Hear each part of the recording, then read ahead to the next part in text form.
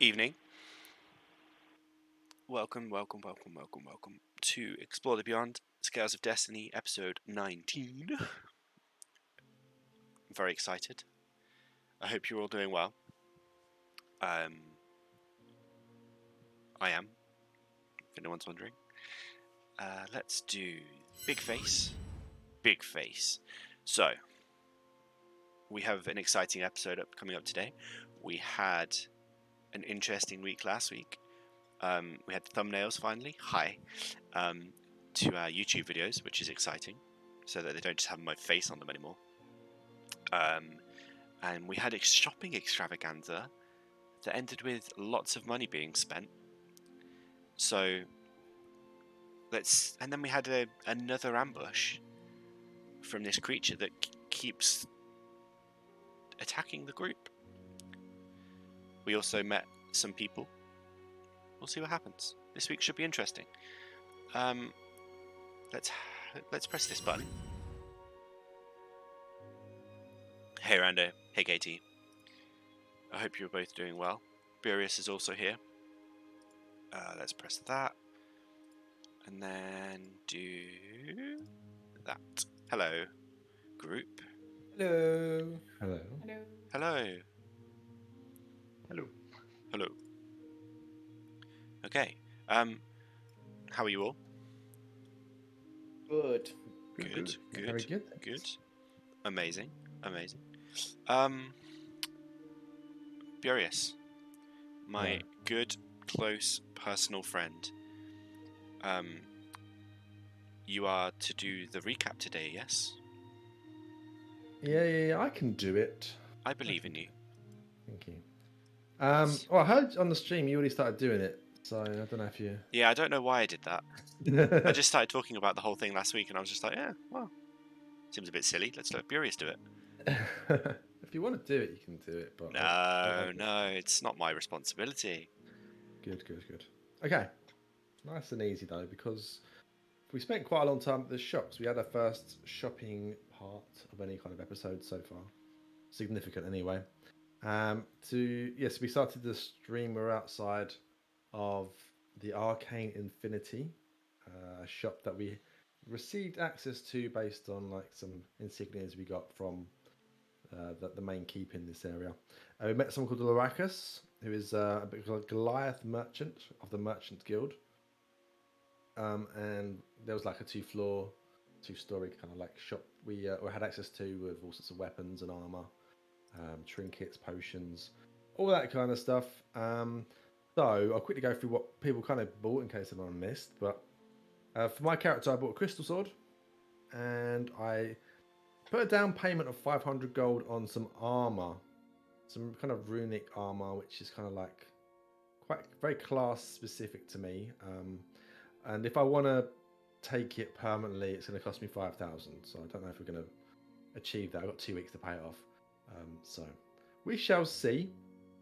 Now I've got an eye patch, some a leather armor, ring of mind shielding, and plenty of potions.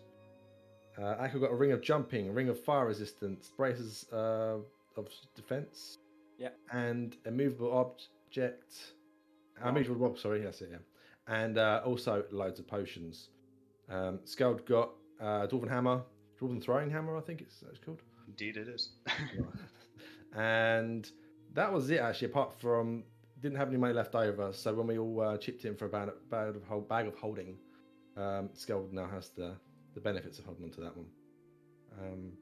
After we did a bit of shopping and spent the money, very eager to get attuned to our gear, we headed back to the hotel. Where we filled the elves in of what was going on, spent some time in our room to attune to our new items. And then we decided to head back out to the location, or try to find the location of where the Lord's daughter got murdered, or the body was found at least. So we have a stroll around, we speak to a few people, and we find out roughly where it was. And when we go to look at the location, we noticed that there was a lady watching us. We would go over and talk to her. I think it was... I can't remember who went to talk to her. Was it me and Aqua? Yeah, I think me and Aqua went over to talk to her. But her name was Priscilla. She was also looking for clues. She worked with the Lord's daughter, but we didn't really get the information of what she did. We did get information that she would pass on to us. We had to meet her the next day. She thinks that possibly there's the Legion of the Faceless were involved, who are like the Thieves Guild faction in the area. But yeah, we have to meet her at the hotel tomorrow. We also had a date to meet the healer at the keep tomorrow as well. So we have got two meetings hopefully today. But on our way back out, we did notice that there was some like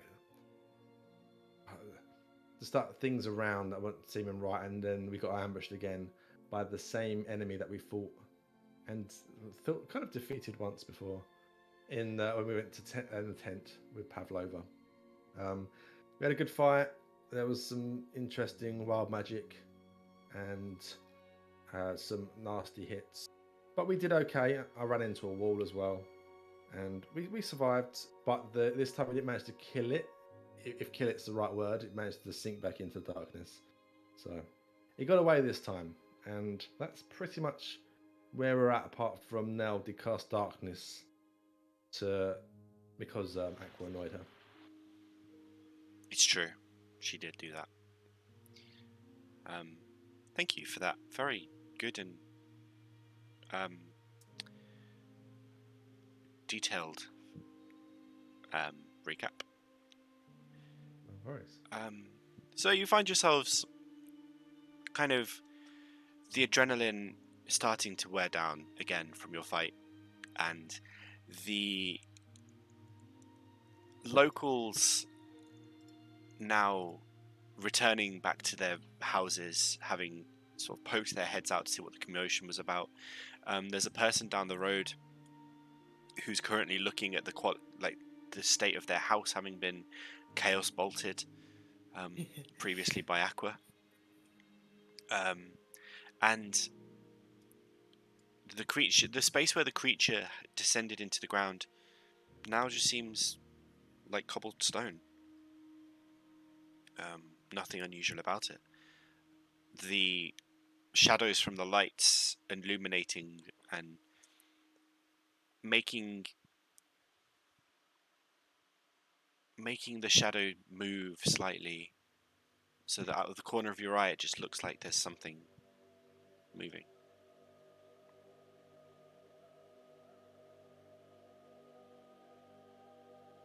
Where? What?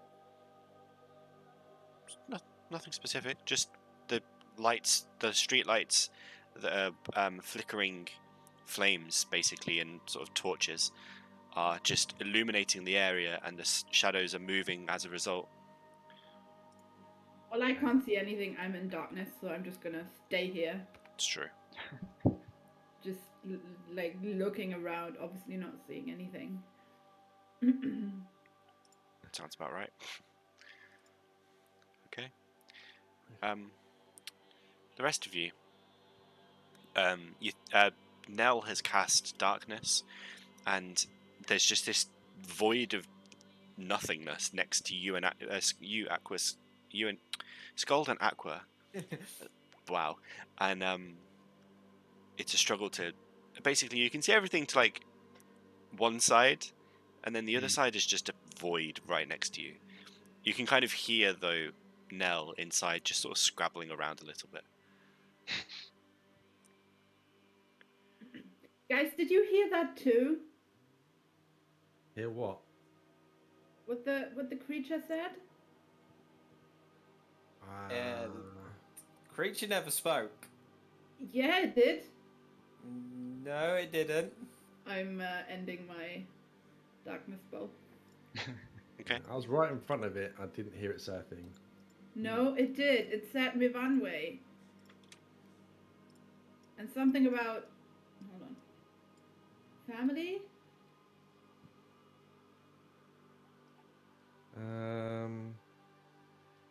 What? The creatures of Mivanwe's family? I don't know. We just screamed or yelled in... Yeah. Was it? I don't know. I think whatever it is, I don't think. Maybe it's being controlled. Maybe it's being blackmailed. I don't know. Well, it definitely seems to confirm that Mavanwe is involved in some way, shape, or form, whether directly or indirectly. Yeah, and it's, I don't know. It's obviously that we were quite aware that it wasn't over after the tent, but it's the exact same creature that came look back at- again. I look at Aqua and Vic. Do you guys still hear the humming?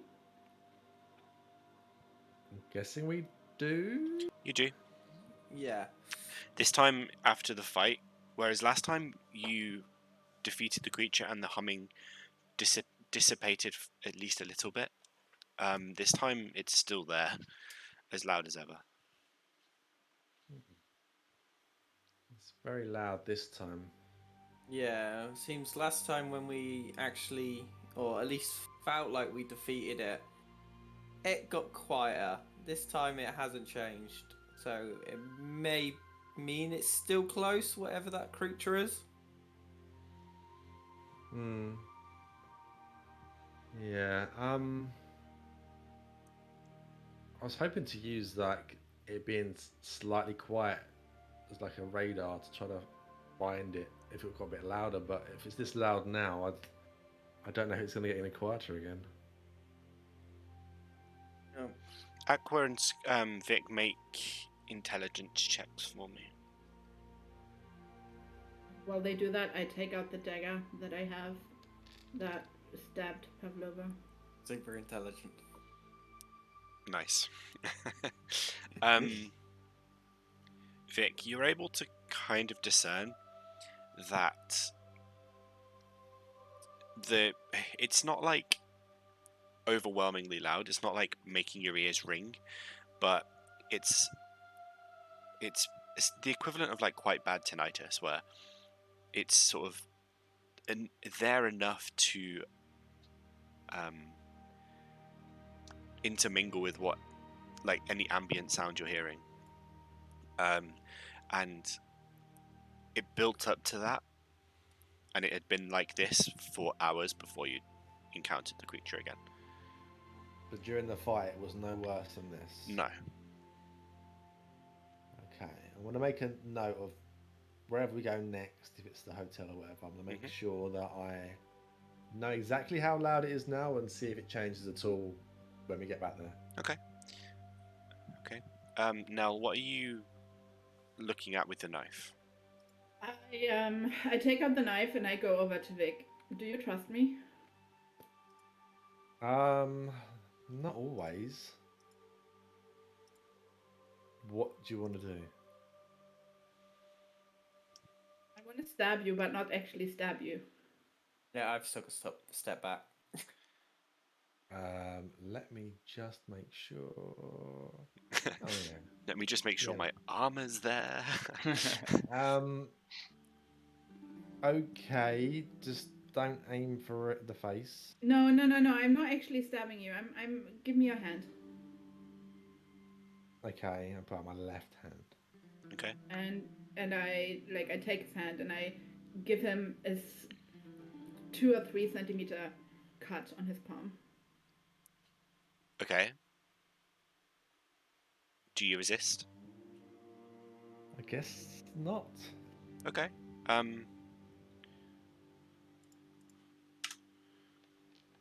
You take 2 points of slashing damage as Nell just kind of pulls the knife across your hand, across the palm of your hand. I'm guessing that'd be 1 because it's not magical, I guess. Yes. Or is it magical because of the weapon? No. Okay. It's just 1 point of piercing, slashing damage. Okay. Does anything happen to him? He has a cut on his hand. Okay. You notice that while the handle looks well worn, the blade... actually, no, Vic would notice. Vic, you notice that the blade that you're being sort of slashed with has the look of someone or something that has been honed and looked after. Like, this is a blade that someone has had for a long time and has made sure will stay in good condition.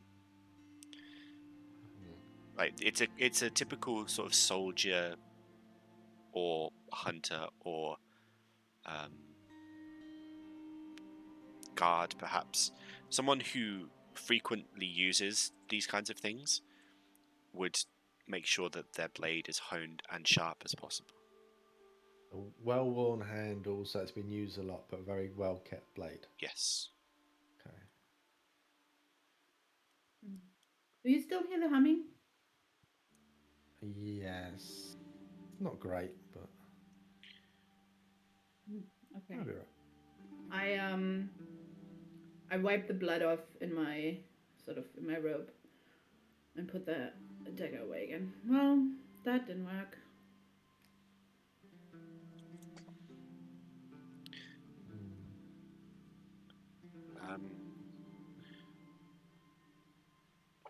Okay, sorry. I can't remember what we were doing when you guys got the humming.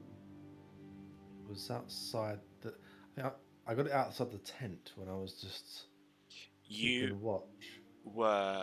You were keeping watch outside the tent. You heard rustling, and you were kind of looking around, and you felt something brush against you, something very quickly brush against you, and that's when the humming started. It was the same with Aqua. Aqua was stood at the door, looked inside briefly, and then got brushed against, and then the humming began. Something maybe cast on us, maybe by like some spell via touch, or maybe there's something on us. A very annoying bug that's flapping its wings. It's the humming. Maybe we should like do a proper deep tick search or something, just to see if there's anything on us that we don't notice. Yeah. Sköld, you don't hear the humming, do you? No, I haven't been affected yet. Okay. Is there any reason why just me and Aqua would be the ones chosen? Maybe there's a limited amount of people that it can do it to? No, if there's been multiple killings, it means it can do multiple people. There might be like 5 people currently who have the humming. Maybe that's their limit, though, you know. And then Yeah, that's true actually. I don't know how many are around. Okay. Maybe we just got unlucky. Yeah. Maybe we should go back to the hotel and just have a night's rest. Make sure you guys are being watched so you don't get stabbed. And then go and meet Priscilla and what's his name? Norforth? Tomorrow. Yeah. I mean, but I remember exactly where I got brushed against. It was you were facing away, I think, if I remember correctly. You'd been dragged sort of around the tent and looking into the forest, and something came behind you and brushed against you. You didn't hear footsteps, you just sort of heard a whoosh and a brush, and then the humming began. I need someone to check my back, my backside. Okay. We'll do that when we're back at the hotel. We're very exposed out here, no pun intended. Yeah, let's hope the elves are still up. Maybe they can watch us. Yeah, not a bad idea. Okay. Back to the hotel? Yeah. Okay, hang on. Let me just bring you back into there. I'm just hoping, as we've already been attacked this night, that 2 attacks don't occur. Well, even though we didn't defeat it officially, properly, I mean, it still was running because it was hurt. I mean, it must We be did the first time though, so unless there's multiple of them, yeah. you know. Maybe because it was in that like darkness, it was kind of like an armor of sorts we broke. Like some weird projection of itself. It's not actually Yeah. it. Sorry. We have to find its layer or wherever it's held up. But Forge is lagging, so it's being a pain to get you back into the map. I will activate it though. so now you said you think it was when it said about family, was it like angry about family, sad about family?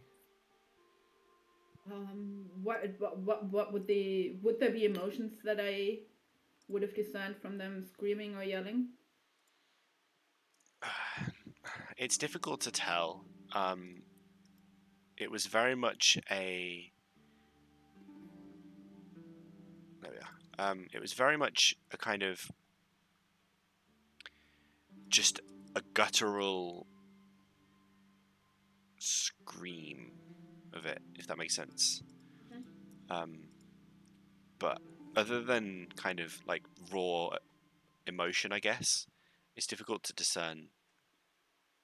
Okay, so I wouldn't have been able to tell whether it was an angry scream or a sad scream or a desperate scream. I just heard it scream, like the name and family. Yes. Okay. No, I don't know. It just screamed Mivanwe's name and something about family. I don't even know why you guys didn't hear it. It was very loud. You would know it was in a different language. Okay. So you would know that if they don't understand the language, then they probably at least wouldn't hear it that way. So it wasn't in her head. We actually heard him say I thought something. she did the message thing to talk to it. Yeah. Oh, you did, yeah. I did. So we didn't hear anything though. Yeah, sorry. Well, no, the first time though. The first time you did. Yeah, the first time was out loud. Yeah, the first time was out loud, and then I did the message thing. Mm-hmm. Right. Okay. Yes. So, Sorry. I heard some gobbledygook. Yeah. Some weird. Yeah, I heard some kind of weird screaming. Yeah. I thought it was just the sound it makes when we attack it. Okay, so you return back to the Carnelian Hotel. Mm-hmm. Town is, well, the city itself is fairly quiet. There's not much happening. There's nobody really around. A few drunks, as you would expect for this time of night. But other than that, it's fairly quiet. As you make it back, there's the concierge waiting as per usual. She's struggling to stay awake, kind of head resting on the counter, just sort of drifting off. She sees you walk in and kind of gives you a quick smile, and that's about all she can manage. And as you walk in, you can hear some talking from the bar, but not much. I'm gonna have a quick peek in to see if the elves are still there. I know they're still there, but are they actually still here? Yeah. Okay. There's some food and drinks as well. I'm going to head over to them. Hello, friends. Hello. Welcome back. We've just been attacked. Again. Again. So soon. This is concerning. Are you okay? Mostly, I think. Good. Good. Did you find anything? Or was it a fruitless trip?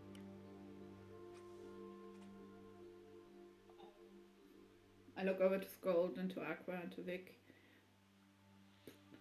I'm at the bar. Oh yeah, well I'll still look over to you.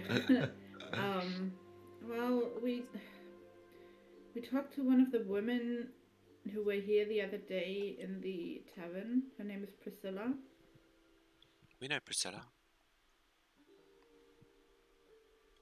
And I don't want to divulge what she has said as I look around just to make sure no one's eavesdropping. There's no one else in but here. It's just those two. st- And the still, barmaid. still, Nell is partly very paranoid. But yeah, we're going to meet her again tomorrow to see if there's any more information. I see. Okay. That's good. Do you... Was that all that happened? Did you find where Eleanor was killed? We did actually, and that's where we got attacked. Oh, really? Yeah. And we're not entirely sure whether they're coming for Aqua and Vic, who are still hearing the humming. And this time, it's not got any quieter. It's Interesting. still as loud. Interesting. We need to keep an eye on you tonight, then. In case a third attack comes. We did manage to make it run away, but we don't know if we injured it enough for it to come back. So yeah, having a watchful eye might be a help. It would be wise, yes. Do you wish for us to keep an eye? More eyes the merrier, I think, at this point. What if we use them as bait? Excuse me? What if we use Vic and Aqua as bait? I mean, Vic's fine. I'm not bait.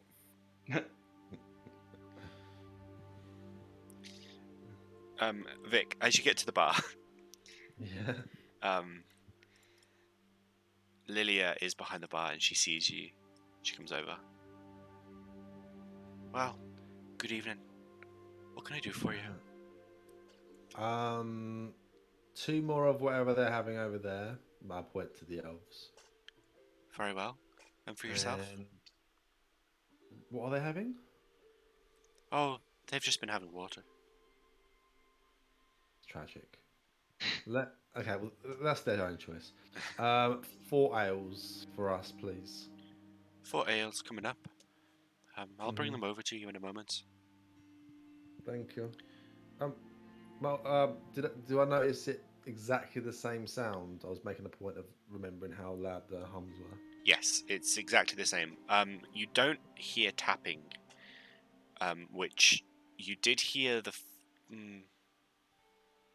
you did hear briefly earlier before you got attacked, but this time there is a distinct lack of tapping. But the humming is the same. Okay. Good to know. I'll head back over to these guys. Okay. Vic, what if we use you as bait? Bait. Bait. We leave you alone. You and Aqua, actually, we leave you alone in a room. I don't know about Aqua, and I'll just I'll poke his chest, and it goes a bit squishy. I mean, as long as you're not watching one of us, if you're not watching me, I should be one who gets attacked, I guess. How about we put you in front of a mirror and you can watch yourself? We don't actually know what exactly happens. We should probably speak. Hopefully, Pavlova's fine tomorrow, because when we looked away from her the other night, we don't know if she's paralyzed as the monster comes with the dagger. Because I mean, if that happens to me, I'm still gonna die, no matter how tough I feel like I am. If it's just a shock thing, then I'll be fine. But I don't know. I think, yeah, the creature is very quick and moves through shadows, right? That's all we know about it. But there must be something, it must be able to get to you if someone's not watching you. Everyone close your eyes. No. Just refuse to. Like, look, we got meetings with 2 different people tomorrow. I mean, I know they might not necessarily be linked to this, but you know, it's a bit weird that there's situations happen at the same time. I think we got a bit of time on our hands. Still, we got like a day or two before apparently we should be set up on properly. Maybe have a good night's rest tonight. Keep the elves can have an eye on us. Do our meetings tomorrow, and we have to do anything risky in the future. We'll just go for it. Okay. Maybe you're right. Maybe it was because we like sought out the creature when we saw one of its mirror images, and it attacked us for that. Maybe it was just going to watch us. Yeah, I did like shed the light, and it kind of like revealed more, didn't I? I mean, that's when they attacked. And I did call it a. What did I say? I think I did say something mean or derogatory about it. I can't remember what it was. Sounds about Yeah, it right. was probably worth it. Yeah. Everybody make history checks for me.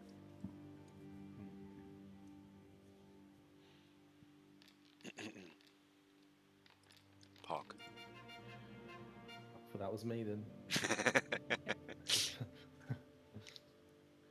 Dice covered my screen for a second.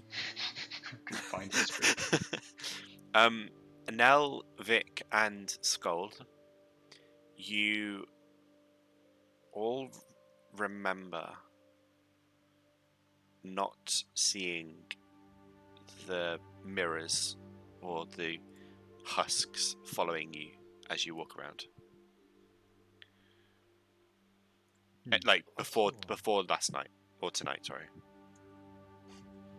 Oh, what? Okay, before tonight. So like since you guys first got attacked when you took Pavlova last night, basically, you've not seen any of them following you around. Right. Okay. Which- Okay. So yeah. Which would indicate like this was an unusual occurrence, basically. And just as a reminder, what led to did we notice or did I think only me and Aqua noticed. We could One- only see it. We saw one, didn't we? Yeah, but Sköld couldn't see it when we asked him to go next to it. Yeah. Sköld So we walked. saw one. Sköld literally walked up to it and couldn't see it, and then yeah, Couldn't see the mirror image. nope. Okay. Perhaps it wasn't meant for us. Maybe they were there for someone else. Oh, so maybe it was after someone else in town. Hmm. Could have been after Priscilla, maybe. Did she mention anything about hearing the humming? We didn't ask, did we? It was. Yeah, she was very select on her words. I mean, and I'll turn to the elves. I mean, you kind of like know Priscilla. Was she hearing the hums? Not that we know.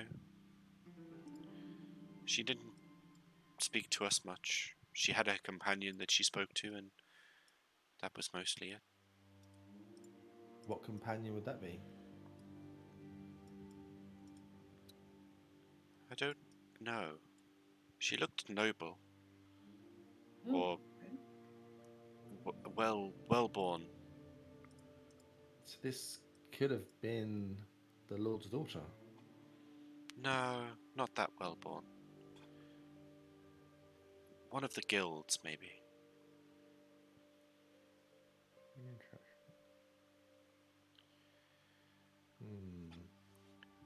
Priscilla is a guild member also. Maybe they were conversing. What guilds does Priscilla work with or belong to?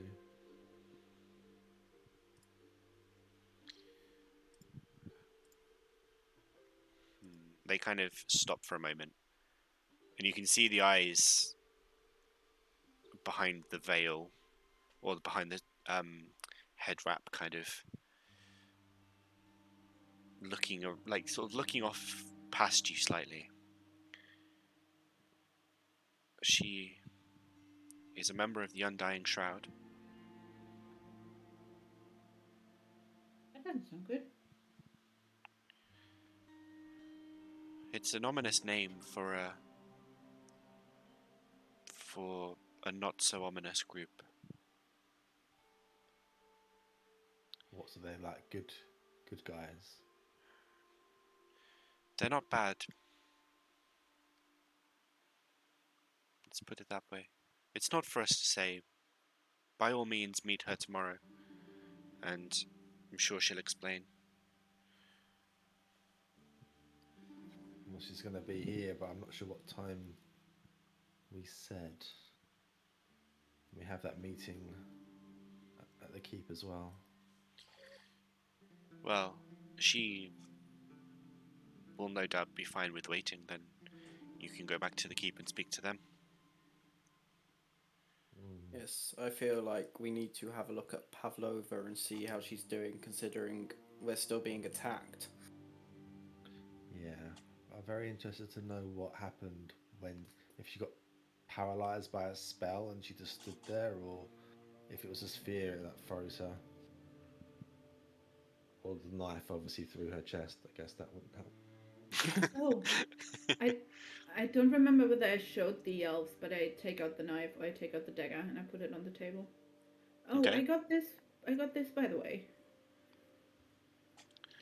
What's this?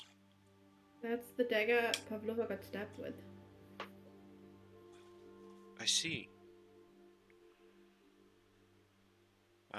They kind of like make to take it from you. It's mine. We just wish to look. Okay. Then yeah, I'll let them.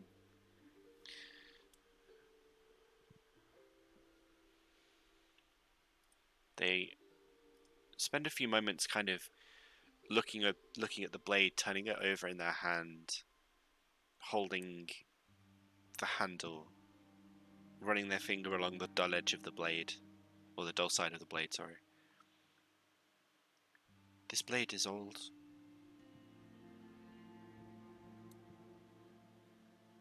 Looks so very shiny. It's been well honed by a master or a very well committed hunter, methinks. This looks like a hunting knife.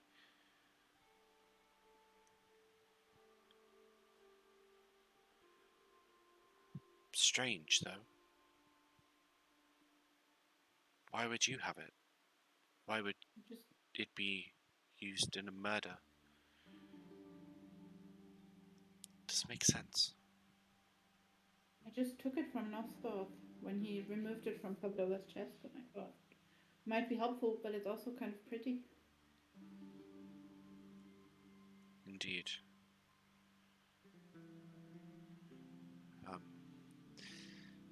It is just a dagger. It's a hunting knife.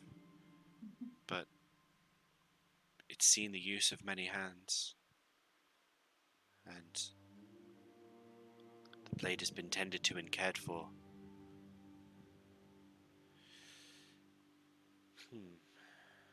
But all the reports said that all the dead people had been found with the knives still in their chest. So surely there must be a good 40 knives out there now, right? That would be a fair assumption. Unless they are taking it back somehow. But I still have it, so... What if we break it? I mean, we don't know if there are like 40, but what if you're right? Maybe, what if they are trying to take this back every time? Maybe that's why they were after us tonight. They wanted the knife back, maybe. Yeah, maybe they can't actually carry on killing without it.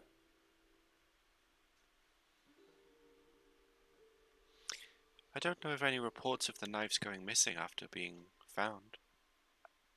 But maybe the authorities would want to keep that kind of thing secret. Do you know of any more people to get killed in this way since Pavlova last night? Because obviously the knife was inside her. We've had the knife all this time. The only other attack we know of is of Eleanor. and we don't think that that was the same. No, that wasn't the same. No. And before this, there was what, one every day, or was it? Sometimes Not- multiple.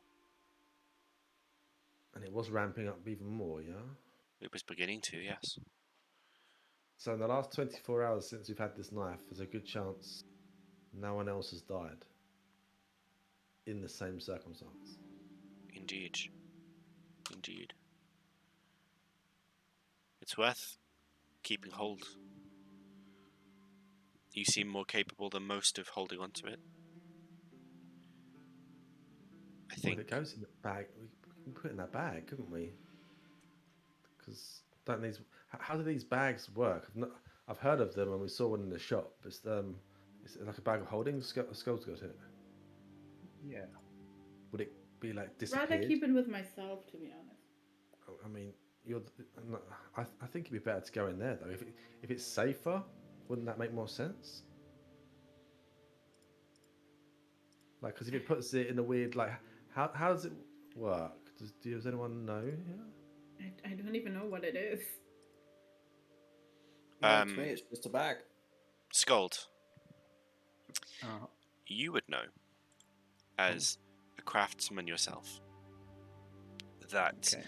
bags of holding are fairly common magical items in the way that they basically are just normal bags that have had enchantments placed on them by wizards or, in some cases, sorcerers, where they have their own little pocket dimensions that allow you to store things.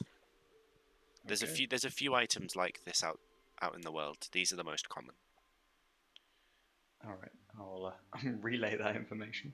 So, as far as I'm aware, these bags are enchanted by a wizard or sorcerer to allow items to be stored in a sort of another dimension, if you will, so that it appears to not burden the user as it would with a normal bag. So, if the knife's in the bag, it's in another dimension. I mean, surely they couldn't track it in another dimension. I'm not sure. Then Really. if this creature is connected to Movanwe, who is in another dimension technically, maybe it can. Maybe. It is a weird one. We're Do not we have sure if anything in the bag right now? Not at the moment, no. Okay. I mean, to be honest, I'll just keep hold of it for now. It seems Okay. like a bit more safe. I don't know. I just, personally, I think it's more safe knowing that it's with me. I feel it's more safe knowing that it's with me, and I can check on it regularly rather than it being in the bag where we don't have eyes on it. I agree that it should be kept with someone who doesn't currently hear the humming. Okay. I suppose if it is after the knife and does go for now because of it, she can at least get a message out to us. Yeah, we're not going to split up, not until whatever's happening with you is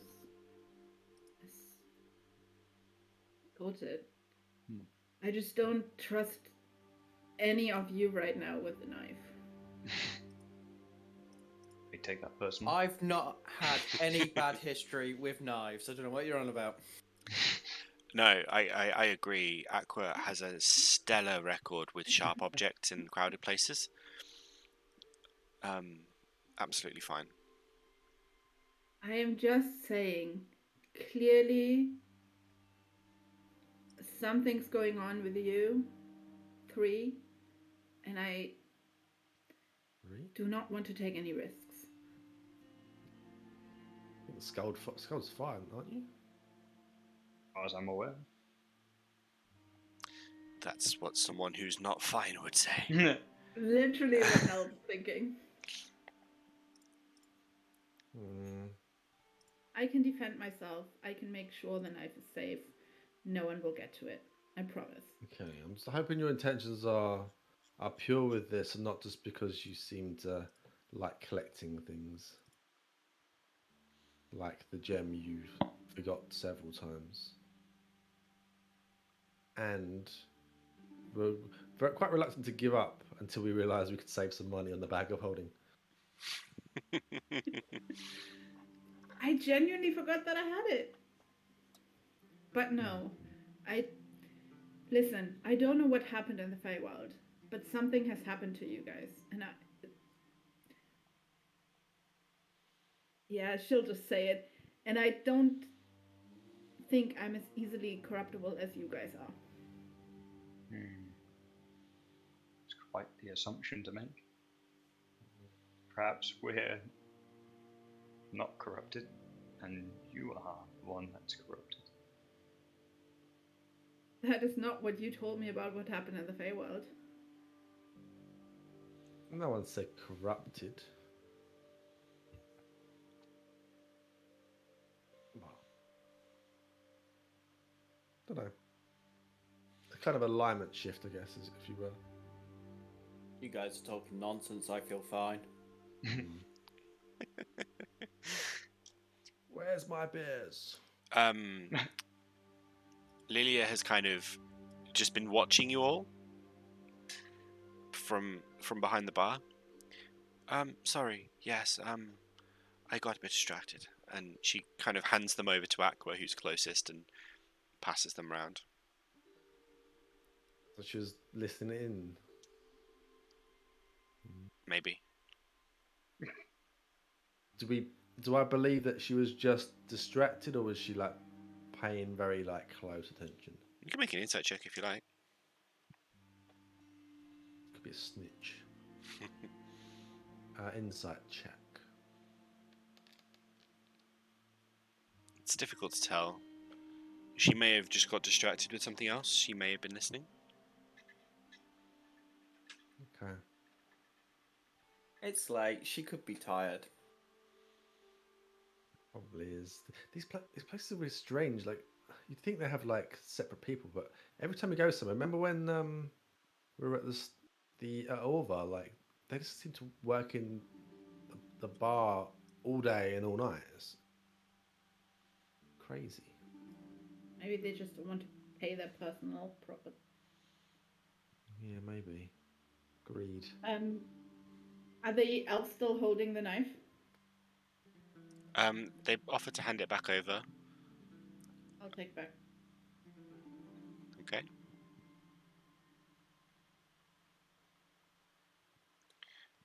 They offer it you back, and you can take it back and stow it away. Yep. I put it on my belt. Okay. I have two other daggers on my belt as well as there's a lot of weapons on my belt apparently. The whip as well. And the crossbow, and I'll just tuck it away, trying to hide it a little bit under my robe. But yeah, I put it on my belt just so whenever I want to check on it, I just need to feel with my hand whether it's still there. Okay. You do your best. Who knows if it works or not? I'll reach down into my bag and I'm gonna pull out like a small little like leather satchel, level pouch, and I'm gonna pour out. I've got some dice in there. I was like, anyone want a game of dice? Meta dice. Yeah. Okay. To see who pays for the drinks. Okay. Nope, I'm out. It won't be that much, Aqua. It's still money. You just spent so much money on your stuff yesterday. No, not yesterday. This morning. These are investments. I'll tell you what we do. Loser pays for drinks and has to have a fire whiskey. Oh no, they don't have any fire whiskey. They don't have fire whiskey. I'm very sad about it. Okay, loser pays for the drinks. Okay. I don't know how you want to do dice, by the way. I don't know the rules. So, the rules of dice. You roll. We'll do it like stats. You roll 4d6, drop the lowest, and then the highest score wins. Okay, should do it in turns. Otherwise, we can. So, Vic, they're your dice. You start first. Okay, so I roll 4d6. Yep. And then drop the lowest. Yes. Okay. So these are really basic dice. At one point, I'd like to replace them, but very basic. I'll just get the 4 together. I look round, and then roll Clackety clack. really badly. Okay, so you roll a 7.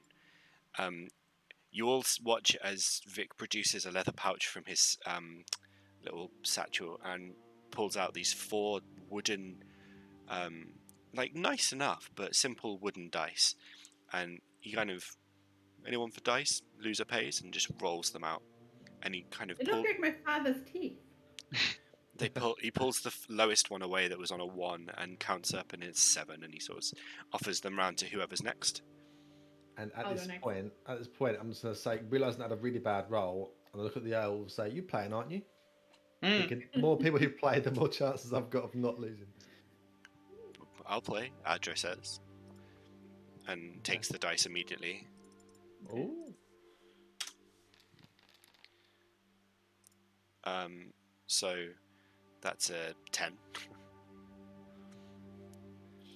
Kind of, you can see behind the head wrap like a hint of a smile. Okay, me next. No. Yep. Okay, Wow. 15. That's what I'm talking about. I'll Sköld. have a second round, Vic. Sköld. I'm just making sure you put them back. Is Sköld going? I'll go next. Yeah? Okay.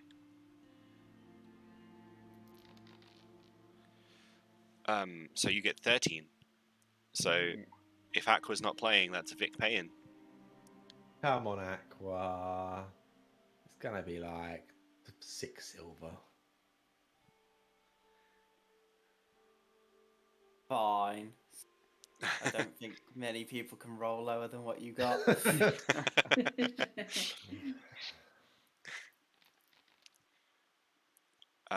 And you don't. You roll a 9. So Close. Vic. Never mind. Double or nothing, anyone? Nope. Nah, I'm good. I think I used up all my luck for today. The Yeah, I elves. just looked very relieved. The elves shake their head and just sort of indicate for you to go. While he goes and while he walks past me, I just cast prestidigitation and make like a flower appear on his head. Okay. As you get to the bar, Lilia kind of looks up at the flower that's just sprouted out of your head. It's kind of like a sort of bluish orchid, and she kind of nods and says, "Ah, it's very pretty.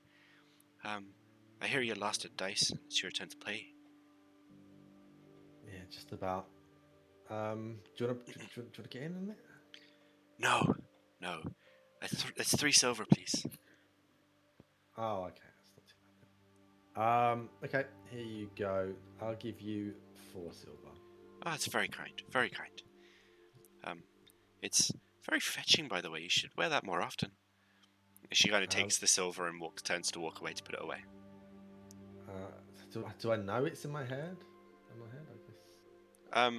I mean, when she draws attention to it, you can kind of reach up and feel nothing. It's just sort of an image essentially, but you can just about see like the curl of a purple petal in your top of your eyesight. Okay. That's fine. Yeah, I'm just gonna go to the toilet really quickly. Is there like a not really bathrooms, I guess, but latrine? Lilia turns around and just says, "Yes, turn down to the right and on the other side of the hall." Okay.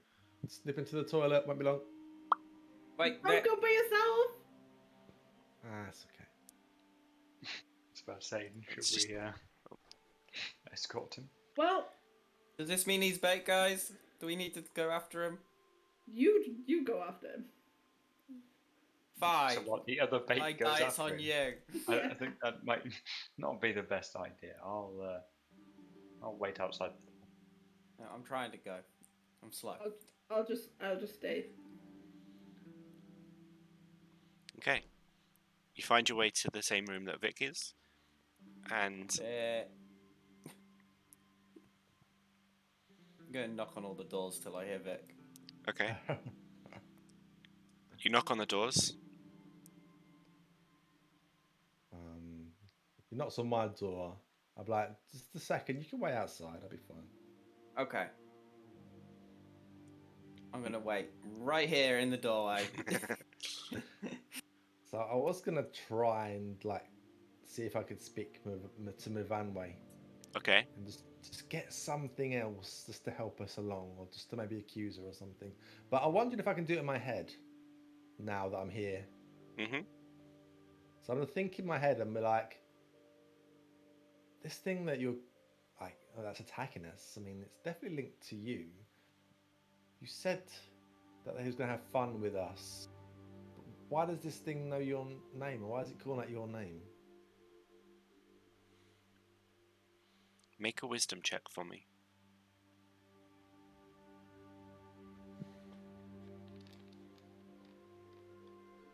Nice. Um, as you kind of you reach out with your inner voice, and you start envisaging. That's definitely a word. Like the hut that you saw in the Feywild, the sort of rainy, damp, swamp-like exterior, the musty, moss-strewn floor of the interior, and the grotesque creature that was inside. And as you start to envisage this, you can see Movanwe in front of you, sat over the same table she was when you met her first time round. And like you did the first time, or like she did the first time, her head swivels 180 degrees to meet you. He's just one of my playthings. It's all a bit of fun. So you control him. He's doing your will. I don't control him. I just sent him on his way.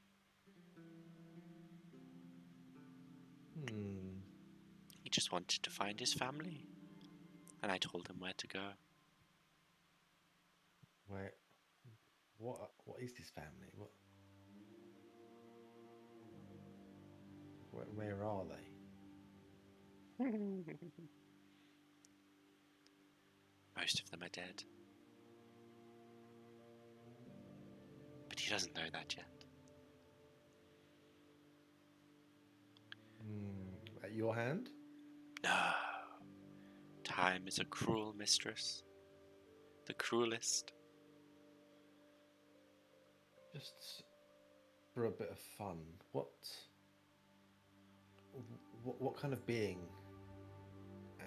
Does he have a name? Like, nice to know who we're up against. What will you give me in return? You can see like a horrible smile stretch across the face, almost like the Grinch, from like basically up past her eyes and the teeth bared. The gaps just have sort of like stringing loops of drool, basically. She's enjoying this. I think I've given up enough of myself in recent weeks. That's a shame. There's so much more I could have told you.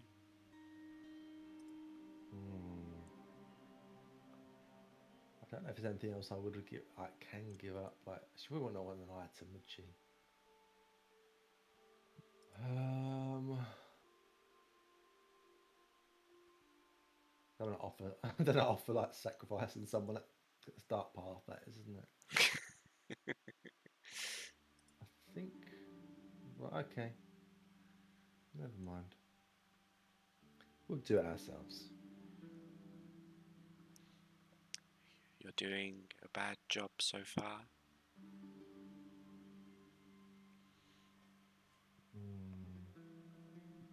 Isn't it more fun if it's an even fight? More entertaining for you? Of course not. I do like watching a dissection or two. Hmm. You Okay. would look very fetching on the floor with your guts spilling out and your rib cage pulled apart.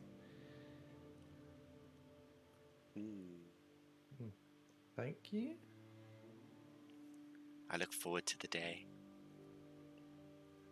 Hmm. Soon We'll see.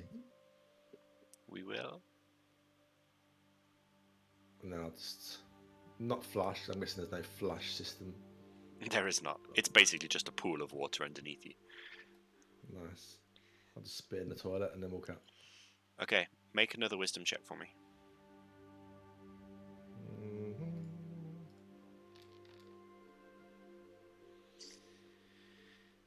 As you try and break the connection and leave to walk out and meet your friends again, you can still see the image of Mvamwe sat at the table watching you. Almost like you weren't quite able to break the connection. Okay.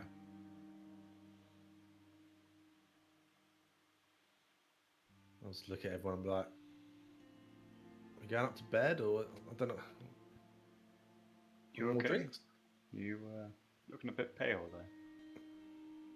I'm okay. Just had to. It's a bit disappointed I lost the dice. That all. Wow. No. You ran off on your own. Thought you were going a bit crazy. No, okay. As your friends are talking, Vic, you can still see Mvamwe in just not against the table, and you can see like her long fingers with like equally long nails. It seems just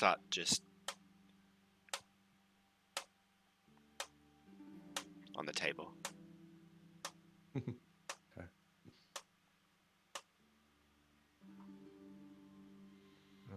I'm already hearing humming anyway, so just try to push it out of my mind. The Just hoping connection, it'll go away in a minute. the connection with Mvamwe breaks, but the tapping continues. Do I notice any tapping, or is that just Vic? Just Vic. You take a point of exhaustion, Vic, Ooh. which would be fine if I knew how to give you a point of exhaustion. Quick, let's go to bed before that can happen. It'll come off after sleep if we manage to sleep, I think, anyway. But unless it stays on there permanently. Who knows? I don't think I can add. Oh, I can add one. One exhaustion. Yep. Okay. Oh no, wrong side. That's a death save. Damn, he failed it. Oh, there it is. I see it. I see it. Cool. You guys, like, Sköld and Aqua, you notice Vic looking slightly more haggard as he starts returning back with you.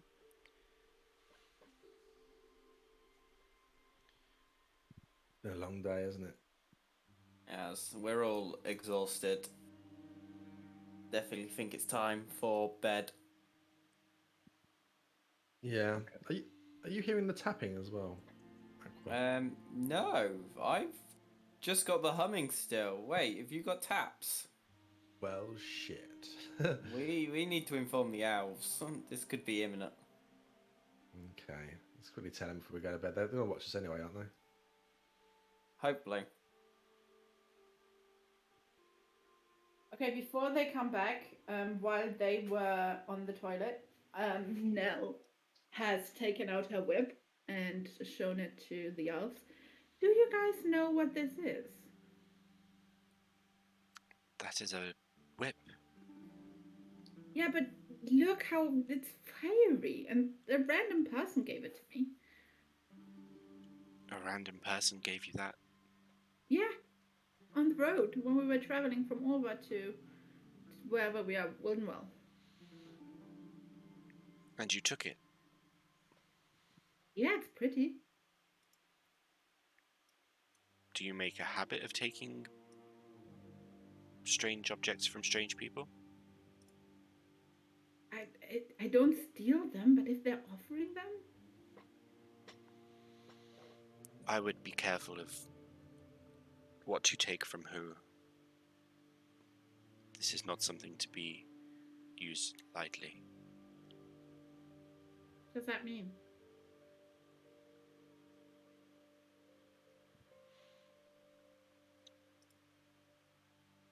Just be careful.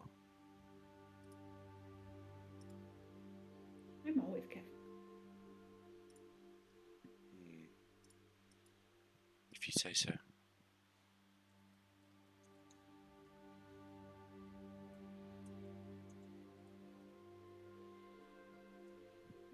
The others coming back? Yep. Wandering. Yeah, Okay. I suppose, guys, we might have a problem here. Vix just told me that he's hearing the tapping, which I'm not, so... Yeah. He volunteered as bait. Good news. We need to save his life somehow. Seems legit. I am going to be right back. Feel free to keep discussing with yourselves. That was loud. Yeah, I mean, at least now we have one person that's the bait. More likely to be the bait than two. That kind of narrows down things. Yeah. Why are you hearing the tapping now? Did you see anything? Why is there a demigorgon? Oh no. I take bribes, okay? I'll take bribes. It's fine, guys. It's fine. It's fine. When did this become a Stranger Things event? Fun theme change. I'll be right back. Okay. Did you do anything? Did you see anything? Well, seeing as it worked before, I figured that maybe I'd just, while having a quick break in the toilet while I was alone by myself, I'd see if I could get any more information from our favourite hag. Oh, for fuck's sake, Vic! Yeah, but now you said that you yelled her name, I wanted to know what was going on, you know? How about we don't bargain your... Meglo's not here, so I don't know whether I'm picking up that you're looking more haggard. How about we don't bargain your Life? anything? I'm sure you can roll a perception check and we can decide between us if it follows away. Okay. This is a riot. We're taking Or over. insight? Um, Either one, I guess. I would do perception.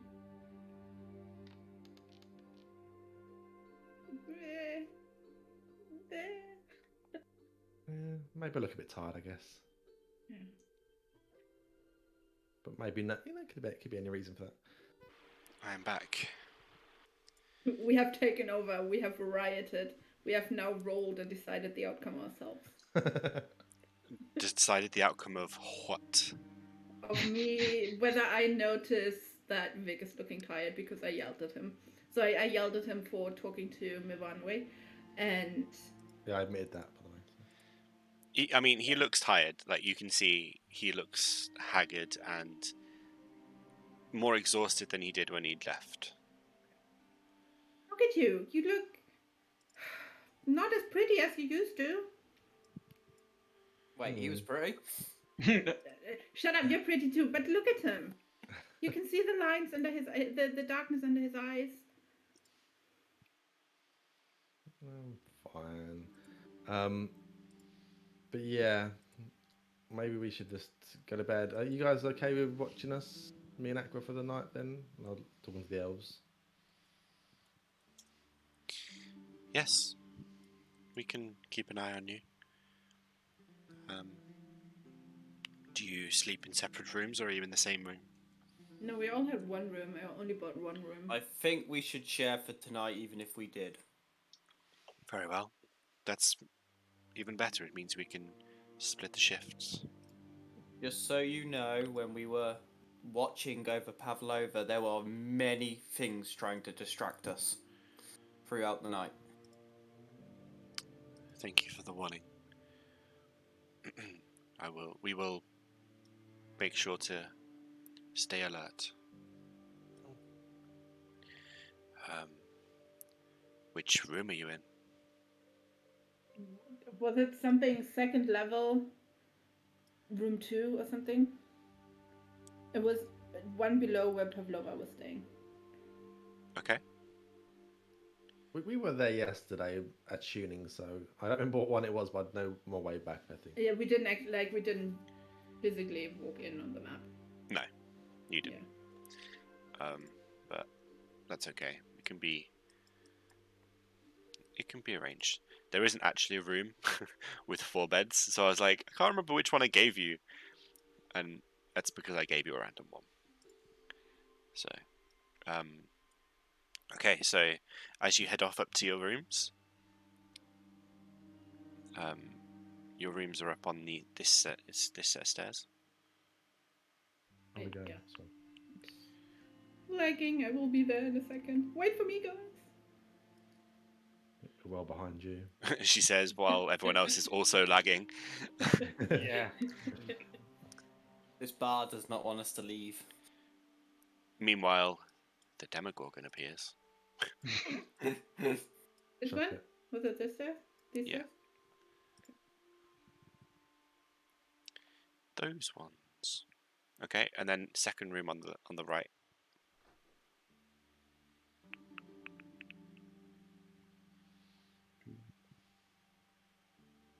Is it lagging again? Yeah, I'll get that. Yeah. Great. I wish it wouldn't do that, honestly. That's the left. That's the right. That's the second room on the left. The second room on the right is over here. See, that's what I thought, but on the screen for us, that's Oh, on the screen, yeah. You're right. Come on. Yeah, we were right, yeah. No, you were not right. You were wrong. I was like, this is a very Yeah, weird we're right. cupboard with a pillow in, but I'll go in here anyway. left. We're all cramming in for the night. I thought we should pay a I lot will more this district. I will take a bed by the door, Sköld. You should take the other bed by the door. Okay. Well, there would be another bed in this corner, but Yeah, but I will happily sit on the mirror. Aqua, you have the immovable rod. Can you put it against the door? Yes, that might actually help us. Good thinking. okay. I'm gonna take out my rod. Excuse me. Okay, I'm gonna take out the immovable rod and like jam it up against the door and press the button on top of it to make it immovable. Cool. There's just going to be too many innuendos. Yup. Yeah, it was a mistake. So you barricade the door with the rod, and now that I remember to switch scenes properly, there we go. Everyone settles down in their beds. One of the elves takes up the space on the window, and kind of sits down and sort of crosses their legs, and just sort of closes their eyes and holds onto their leg, and you can just see immediately their body relaxes, and their muscles sort of untense, and they kind of just sit there. The other does the exact same, but facing the door. But like they don't relax and go into their trance. They stay active and aware. Before I go to sleep, can I see if the elves are wearing actually any like armor? Make a perception check.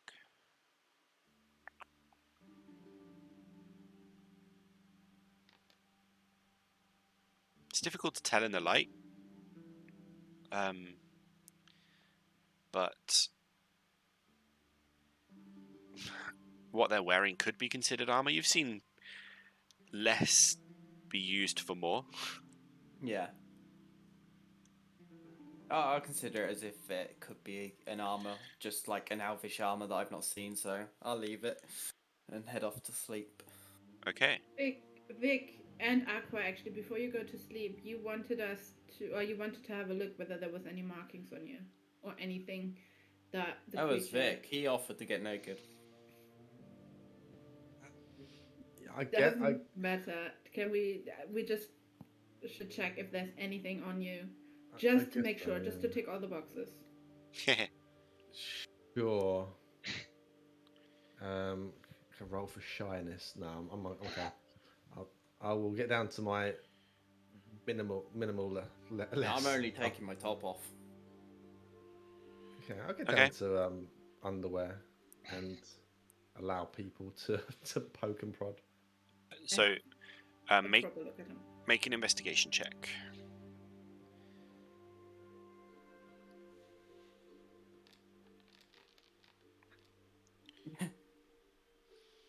Vic has very smooth skin. It's kind of a creamy color, very like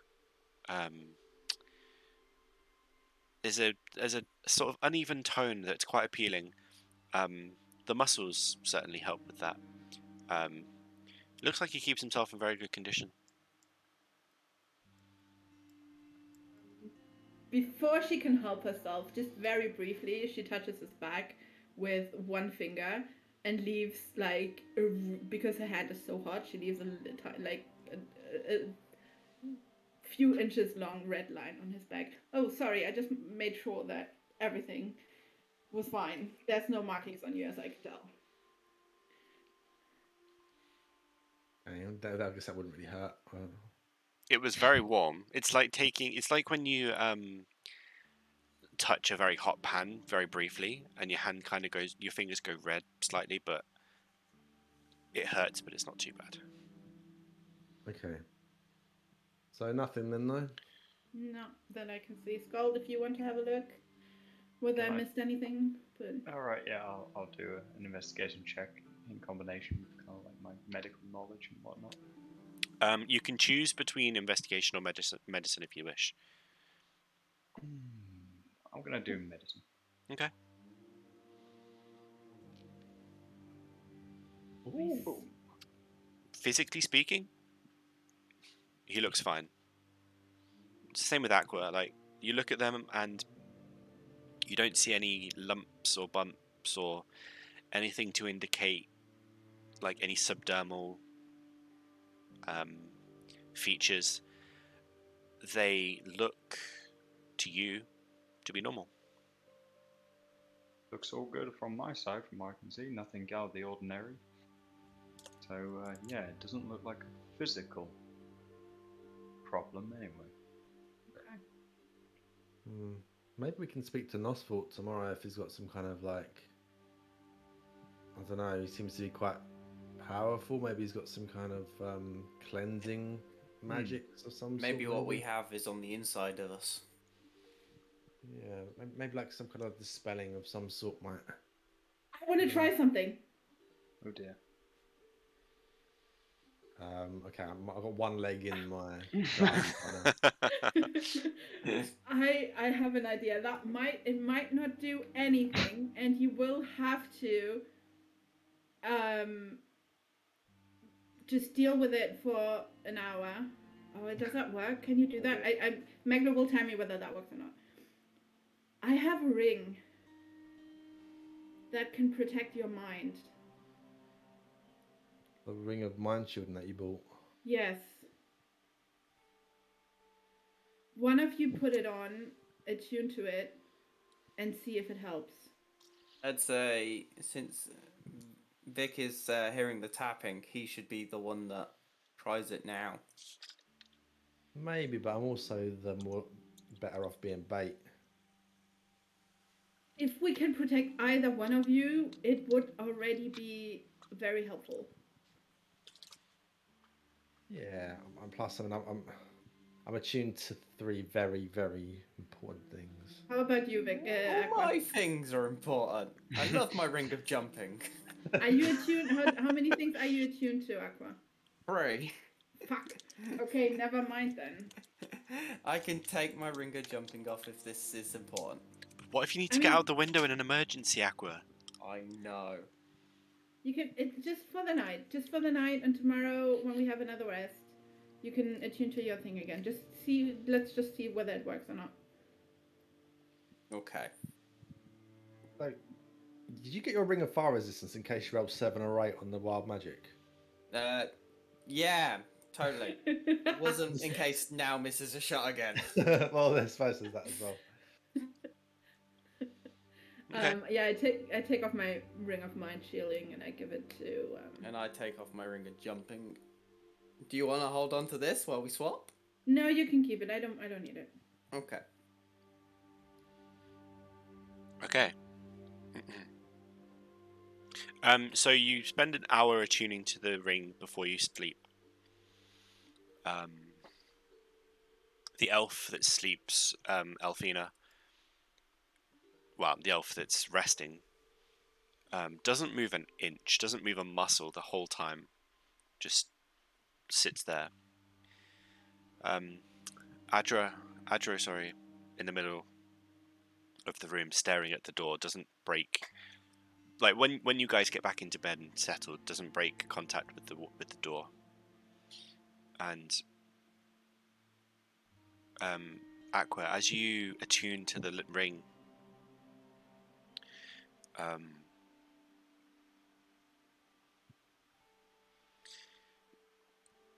you can feel there's a sort of conflict in your head.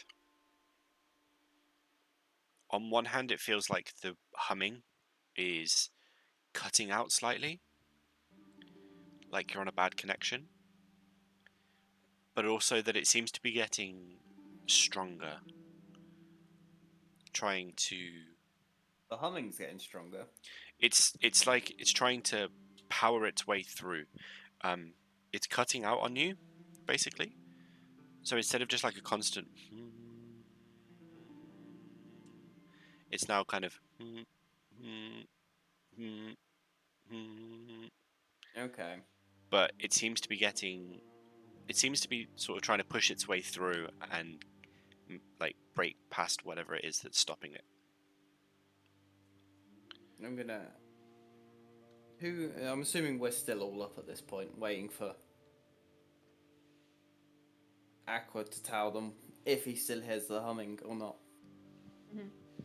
So I'm gonna mention to the group that the humming is weird. It's not there all the time. It's dissipating and then coming back every couple of seconds. Oh, It feels... that's a good thing. Quick now, see if you could send me a message in your head.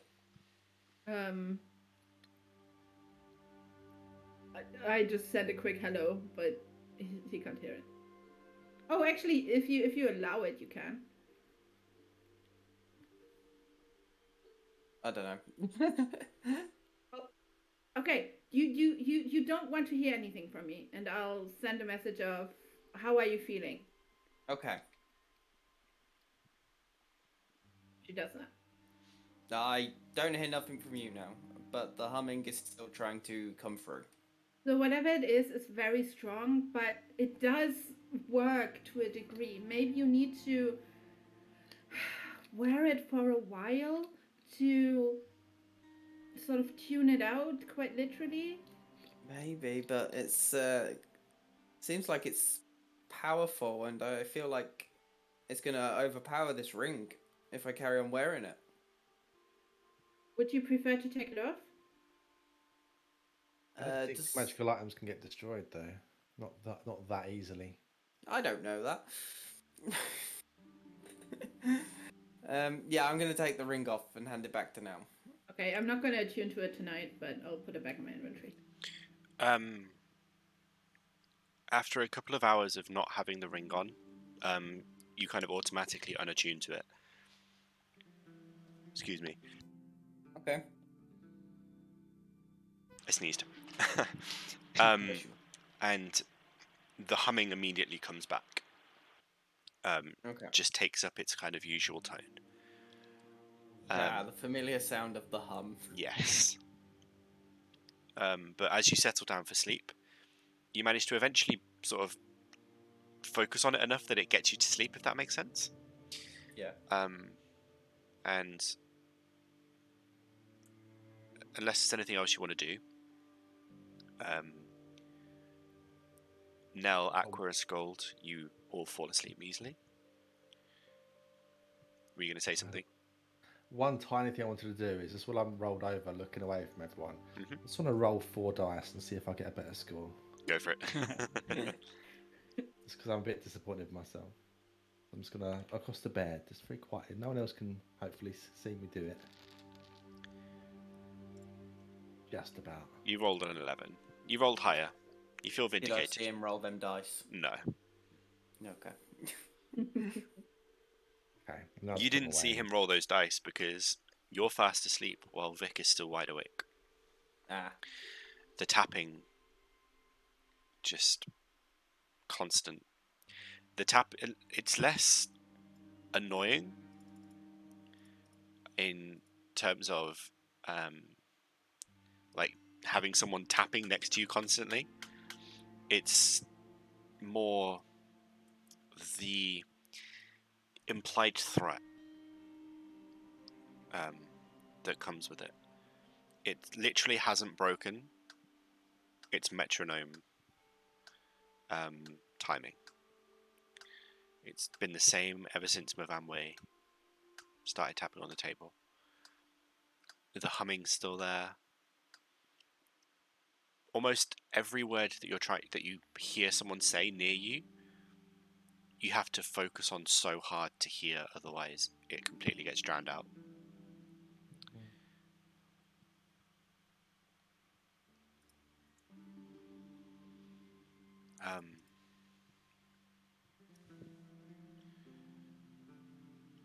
You do eventually fall asleep, Vic. Okay. And when you do, whoops,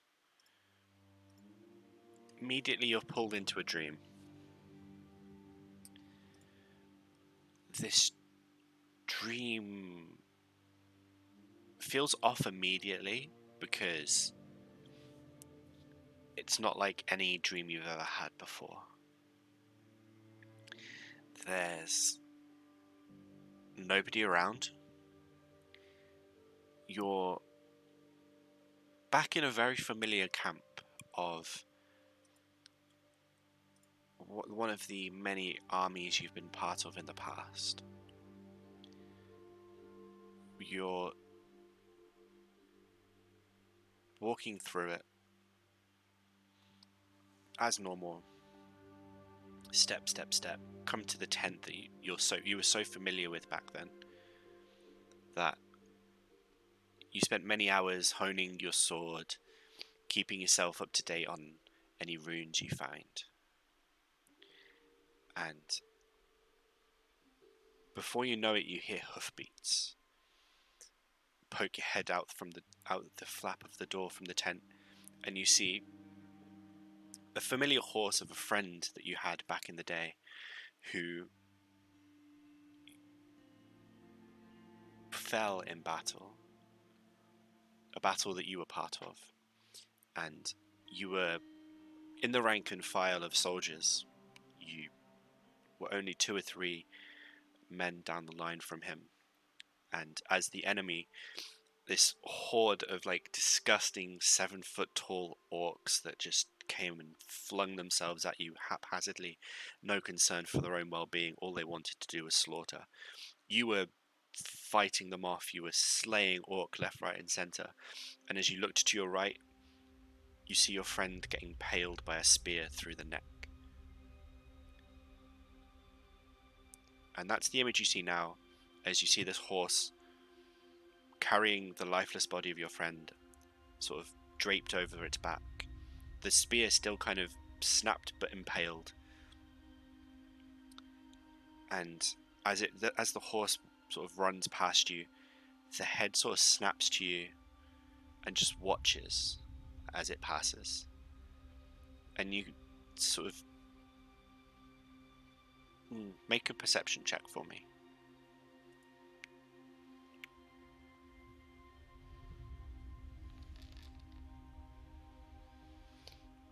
There's a flicker on the face for a moment. A smile, a look of rage, a grimace of pain, before the face stops and is just eyes rolled back, mouth wide open, jaw almost kind of hanging loose in the last moments of shock and pain from your friend, who you now realize you can't remember the name of. And as the horse runs past further and further away, you can't even remember his name or his face. Sorry. Like, any memory you had of him seems to just be like overwhelming you, but also so foggy that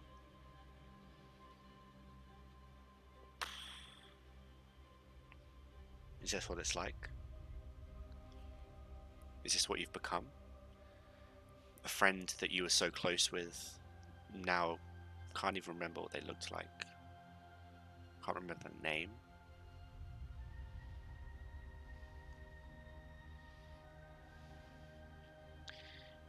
Eventually, you wake up. It's daylight. And your friends are all awake.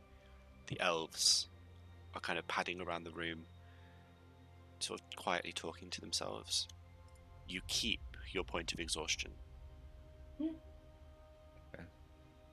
But you do take a long rest. Do the rest of us take a long rest too? Yeah? There still. He is on there still.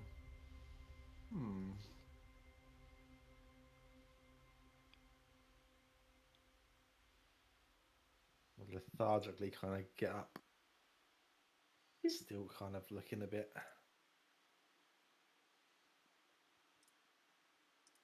messed up, I guess. Understandable.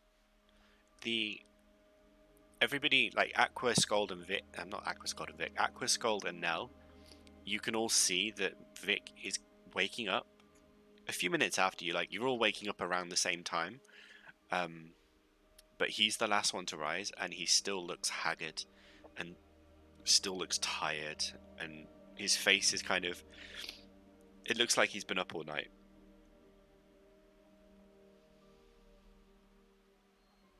I look over to him. Are you okay, Vic? You look almost worse than yesterday. Don't feel great, but I don't know. We need to solve this problem, don't we, really? Yeah. Do we remember whether Pavlova looked tired or exhausted before her almost death? No. She wasn't sleeping. You remember that? Yeah. So she looked like a woman who hadn't slept for a while. Mm-hmm. But not in this same kind of like fundamentally exhausted state that Vic seems to be in right now. I will see Vic looks exhausted, but rather than saying anything, I'm going to feel the top of my head to see if I'm still bald. Make a constitution check for me.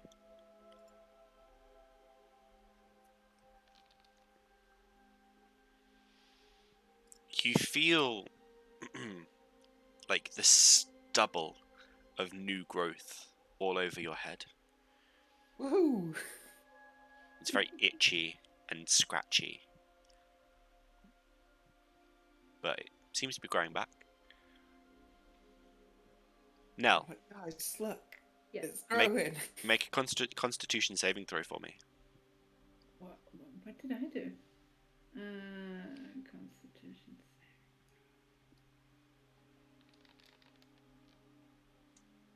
Okay, carry on.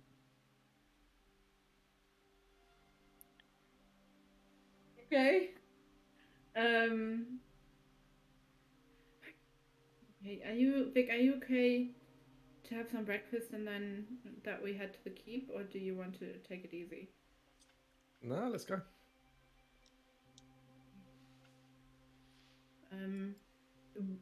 Alfina hears in their head, anything going on tonight? No? It was all quiet.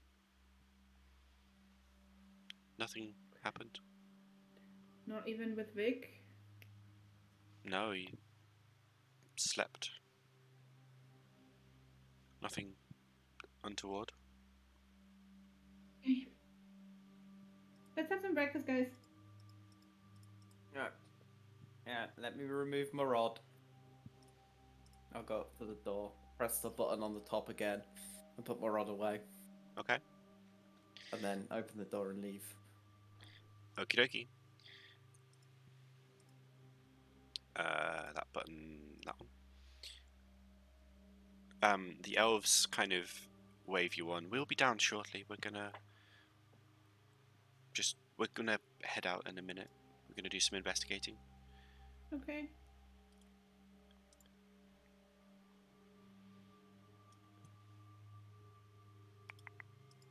Oh, it's lagging, I see. I was like, why is this map not activating? There we go.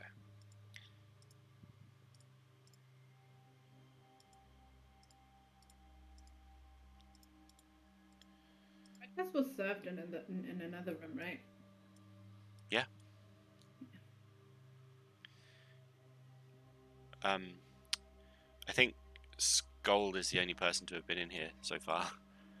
As you open the door to the dining room, you see this very sort of nice, fancy, but not too ostentatious, kind of dining room. Basically, there's an instrument in the corner that has ivory keys that seems to play music, and the tables are decorated simply but efficiently with red tablecloths and plates. And you see in the center of the room, even though she's facing away from you, you can tell it's Priscilla.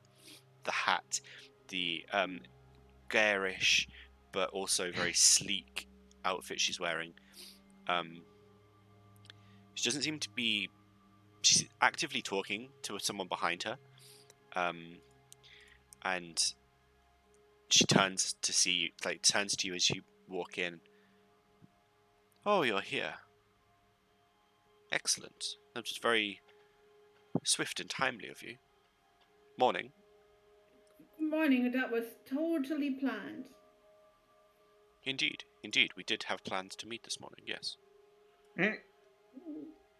Sure. This is my friend Edwin. And you can see beyond, sat on the other side of the table, is a human lady with very sort of cropped hair. Still kind of comes down into a very scruffy looking bowl cut that seems to also have so much volume that it adds an extra kind of quarter to her head. She's got very sort of thick lips and thin eyes, built quite stocky, wearing a thick leather outfit, and she seems to have, well, she does have a green emerald sort of like shield pinned onto her chest, and she looks over. Morning. Morning. Please sit down. Plenty of breakfast. This place is wonderful for food. I sit down. Okay. Yeah, I sit down at a table with 4 chairs because I'm not antisocial. Okay.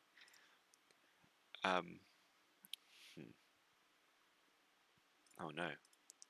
I need to expand my coroner folder. I have 4 people in there at the moment. Nope, can't use those.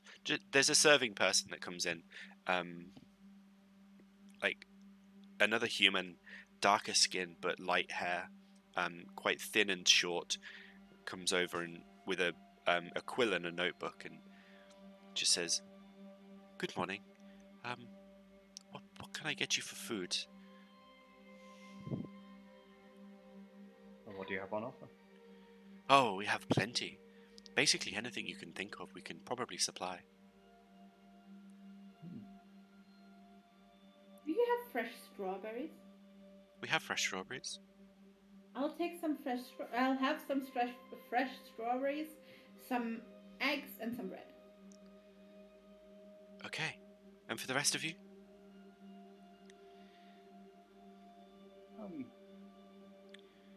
What do you recommend? Well, it may sound too simple and a bit boring, but we have some amazing porridge. The chef uses spices that we import from elsewhere in the world, and they just add this little bit of a spark that I think you'll quite enjoy. Okay, yes, I'll try your porridge. Marvellous, marvellous. We also add sprinkles of bacon. Any beverages for you? Some water. Just some ale. Water and ale, marvellous. For the rest of you, the other two, I'm fine, thank you. I have my own and pull out a bit of bread. okay. Eat my own rations. I'll pay for you, Aqua. It's too late. I'm eating my bread. He's stubborn about this. The server seems rather put out by this, but nods and looks over to Vic. I'll have some of that porridge, but instead of bacon, can I just have some fresh fruit in it instead, please? Indeed, we have a variety. We will. Any specific fruits, or would you like a surprise? Just an assortment. Anything's fine. Very well, very well. I will be back shortly with your foods. Please do feel free to sit and enjoy the ambience. I should probably make it daytime. There we go. He sort of turns and walks back into the kitchen, and Priscilla looks over and says, "So, do you wish to have your food and head off now, or do you have other plans and wish me to wait?" Can we not talk over food? No, I'd rather not speak here. Then let's have some food first, and then. No, as I'm like halfway through my bread, we do have our other meeting with the healer in.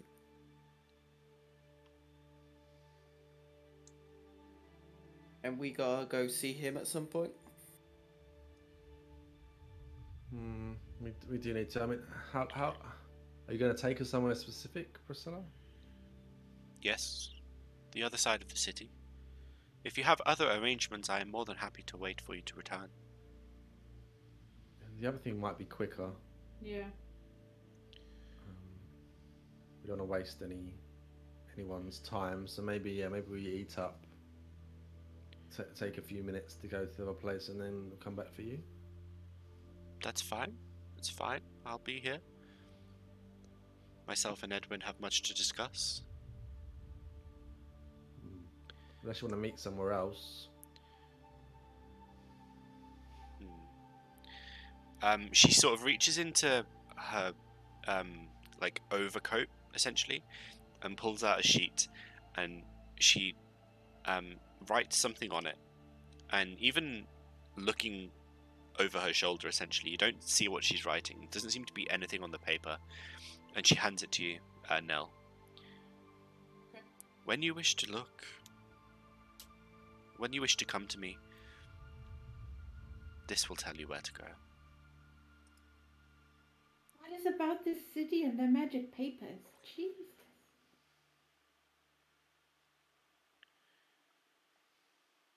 Well, at least that way. I mean, we get halfway into the city anyway, for the keep makes sense to keep going, I guess. Yeah. Save some time. Time's of the essence. I'll just have a little giggle and tap my head. Okay. The server comes out and brings.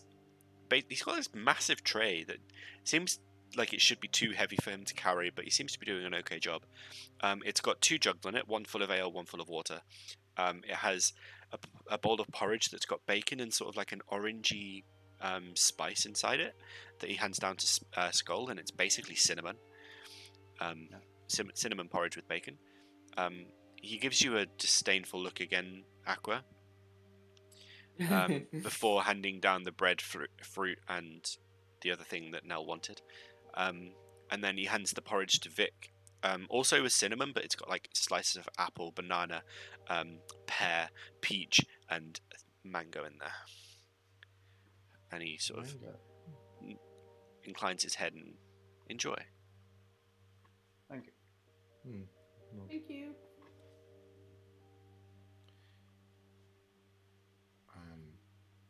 Might just rush it down. Yeah. Okay.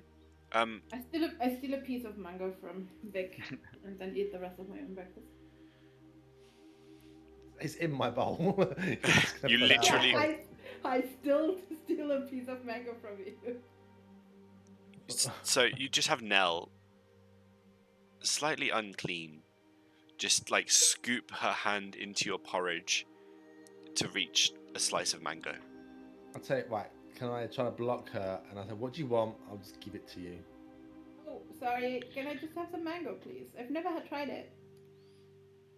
I'll just get a bit on my spoon, and I'll just pass it over to her and drop it in her hands. Here comes the choo-choo train. Thank you. Here comes the cavalry.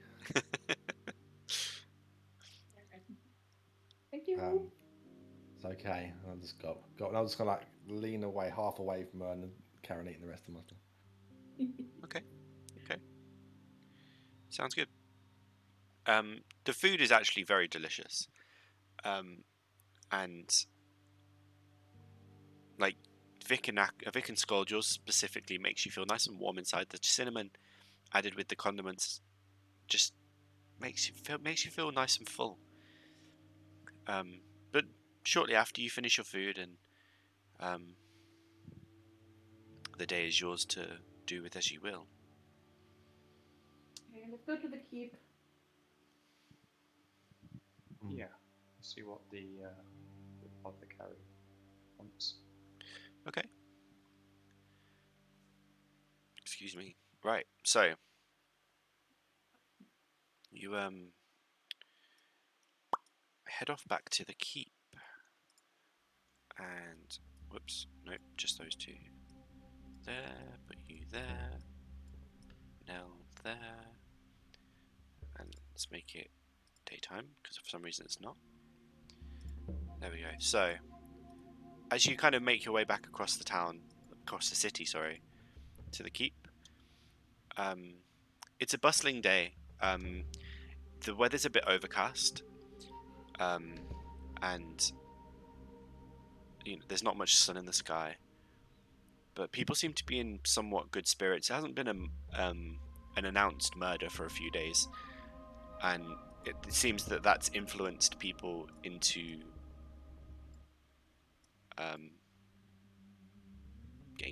having a positive outlook again. Again, the game is lagging, so it's not activating the scene.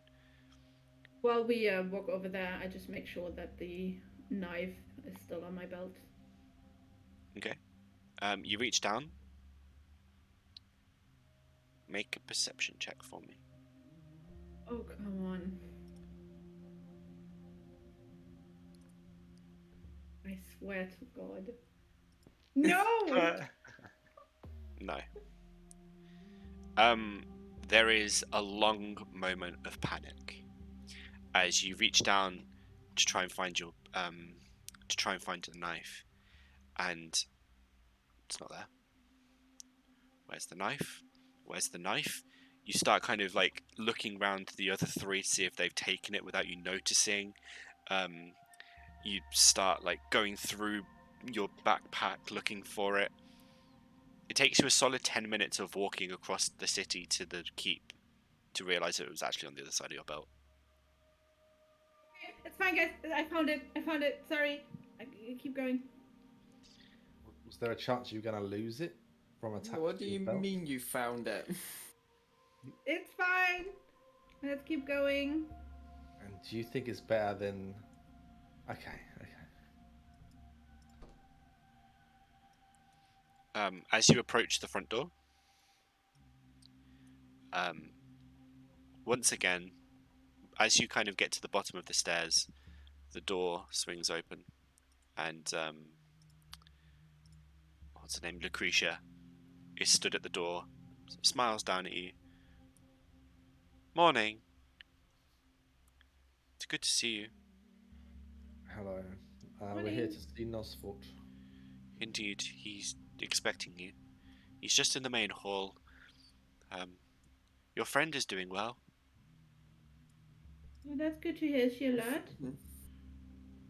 Yes, mostly. Still quite groggy. Okay. Is she not hearing the hum anymore? We're not sure. She won't tell us. Oh. Maybe if she sees us, she might talk to us. Okay. Oh my god. There we go. Ooh, fast track. Fast travel, baby. But did I end up down here? I don't know. Unless you moved yourself at the same time. In the dungeon. No, no. So you get to the front door and Lucretia opens the door and you see the Lord Thrukar sat on his throne, for want of a better word. You see Nosfort, sat at a table facing him, talking to him about something. You see a human man with like a center parting glasses, quintessential nerd basically, with like a very regal and intricately inlaid jacket, sat at the table looking at poring over some notes, kind of swathing through pages. And you can see on the left hand side, sort of stood near the fire, is Pavlova, just sort of staring into the fire, warming her hands.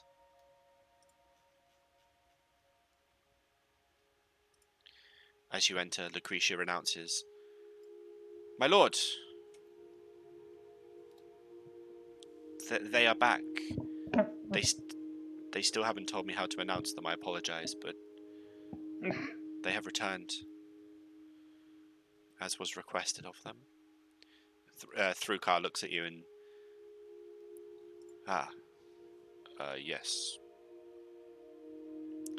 I apologize for my behavior yesterday. I didn't portray myself in the best of light, but I'm sure you can understand. Understandable for sure. Of course. Nosfort has filled me in on your predicament, and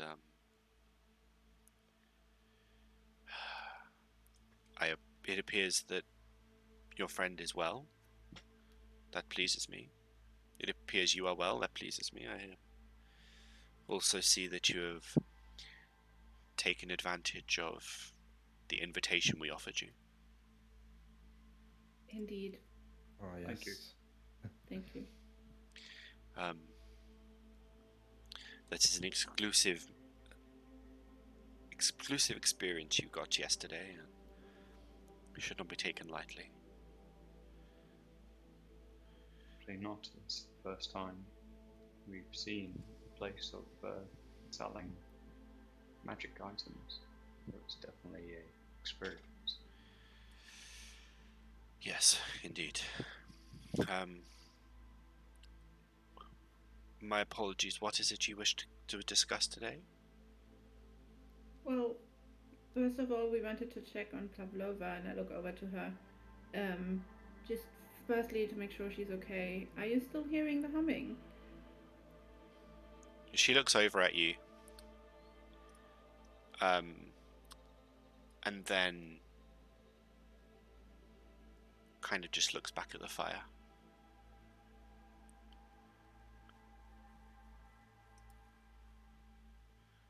Doesn't really. In her head, she hears, "Please tell us, my friends are in danger."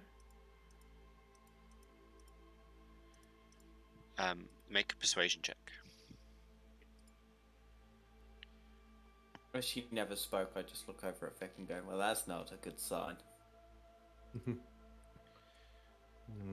We need an answer. She just shakes her head at you.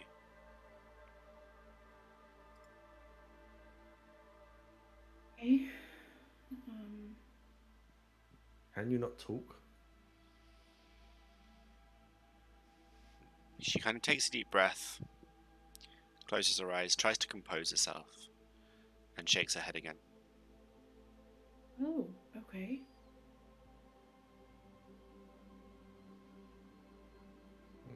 Being that close to death can cause some problems in people. I'm just going to move up a little bit. Nosful, why can't she talk? I don't really know. Just Nothing medical then? not that I can discern, no. Just woke up, didn't speak, didn't thank us, didn't say hello, anything. And it's been that way since last night. She just stares at the fire.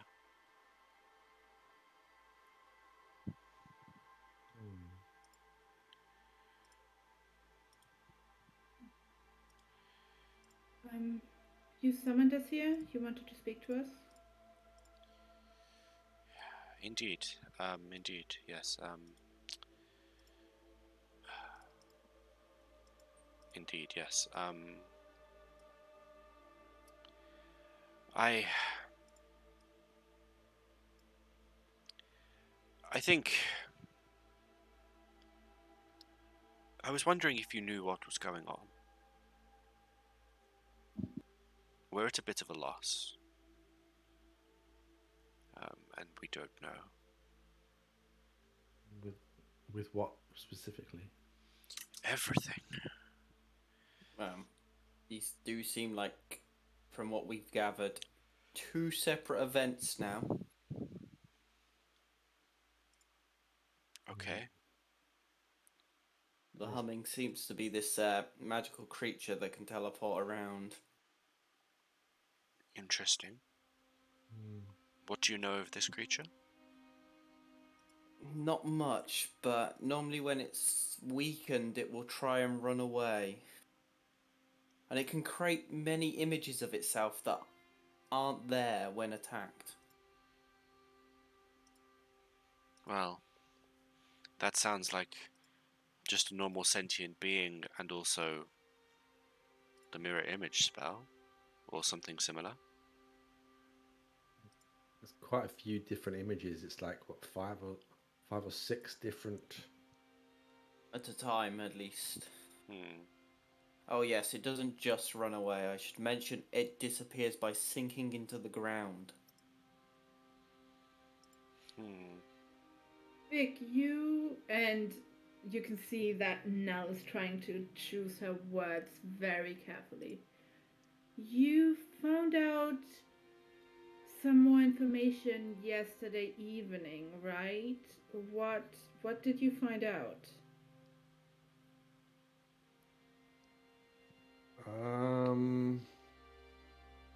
Well, it might be linked to a hag in the Feywilds.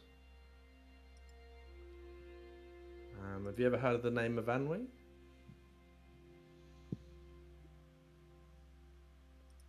That name doesn't ring a bell. It's a hag, one of four, and kind of like a coven. I can't remember what the coven was called. The Wives of the Rowan Tree. There we go. The Wives of the Rowan Tree. That And sisters. That is a name I'm familiar with. Now, we have seen this hag before and managed to avoid a conflict, as we probably were not a match. It seems to be that she's got some kind of like one of her. She referred to it as her plaything in town, doing this for no real reason, other than she sent it here to find its family. She told you this, Yes. and did she tell you this for free? Don't really. We didn't pay her, but we didn't give her any money or anything. Look at him.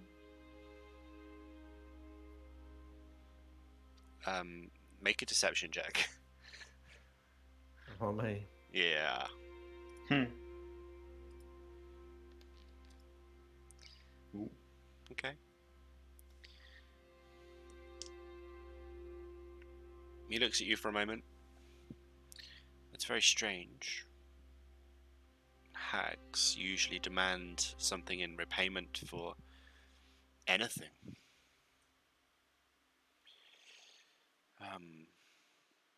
We know of the rise of the Rowan tree.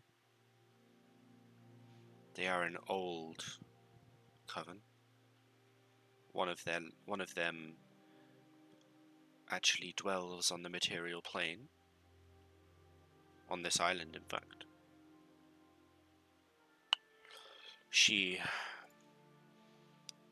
is known to scholars and ancients as Ceridwen.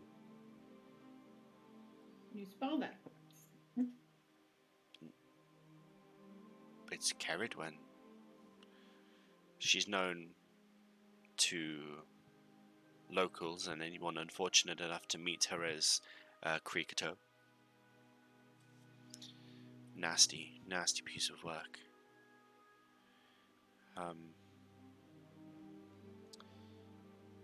She has been known to many. She's been known by many to cause chaos on an unimaginable scale because she's bored. The wives have a reputation for such. If this creature is linked to them in some way, then that would make sense.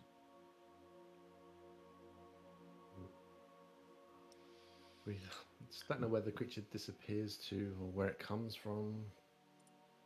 Even when we're weak in it, it disappears and then who knows what happens with it. What?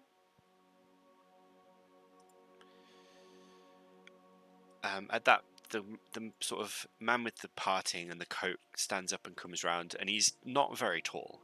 He's probably like 5'3", 5'4", and he comes over with a book, and he starts flicking through. Yes, I have a post here. Something similar happened a long time ago. Also a hag, probably the same hag. Yes. Tol Grammon. Tol Grammon was the creature they sent. Does that ring any bells? I don't think we got its name at all, did we? It was too busy trying to stab us. Can you describe this thing? Maybe we can confirm. Well, any reports we have of it say that it was mostly shadow. That checks. Yep. It was named Tol Grammon. Not sure of anything else. There isn't really anything else here to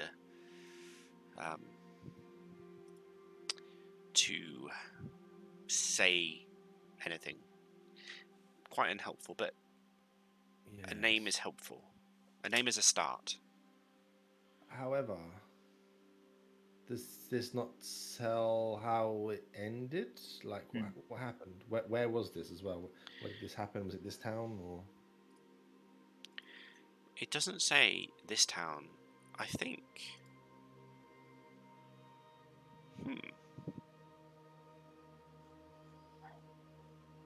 No, I don't think this was local. Oh, no, here it is. This happened in Oldencliff up north. Strange. Hmm. Does it say anything about defeating it or making sure someone doesn't die from it? It says here that the attacks went on for years and hundreds of people died until eventually it just stopped. If this is indeed a hag, then maybe she got bored. Maybe her Tolgrammon wasn't entertaining her anymore. It We're does not sound waiting like a years to hag. stop. Maybe someone made a deal to get rid of it. Interesting. Maybe that's a possibility. Deals with hags are dangerous things. Yeah. If you have met this Mavamwe, then be careful what you say around her.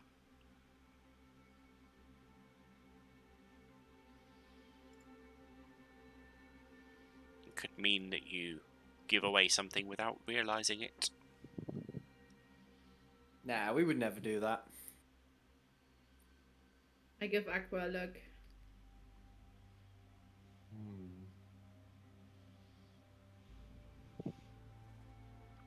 So, where do we go from here? Well, if you've defeated this creature twice and it's still on the loose, then maybe... Well, it's known that things related to hags tend to come in threes, so maybe defeating it a third time will stop it. Or if not, you might have to face off against this Mavamwe herself. Answer me this. The knives at the scenes of the crime, are they collected somewhere or have they vanished? Nosfort chimes in.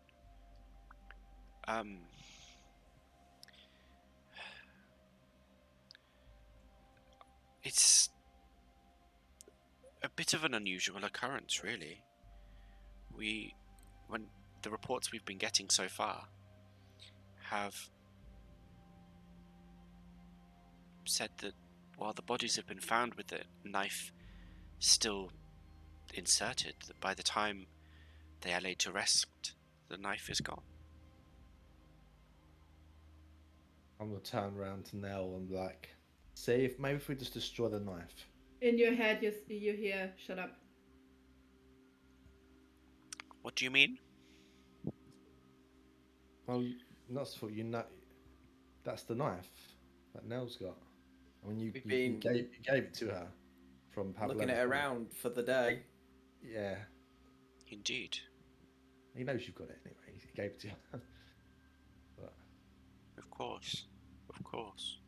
But our friends have told us that there hasn't been any more reports of murders so far, so maybe while we have the knife, it's safe. And maybe if we destroy it, this is some of the creature's powers in this knife or something, or it stops it. I don't know. It's certainly worth a try.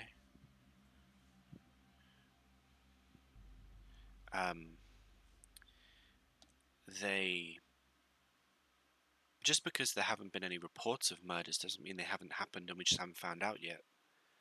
But at the same time, optimism is never a bad thing. So maybe we should destroy it, or maybe we should keep hold of it for a few more days and see if anything happens, and then destroy it, if it doesn't indeed mean that there are no more deaths. What do you think, Lord?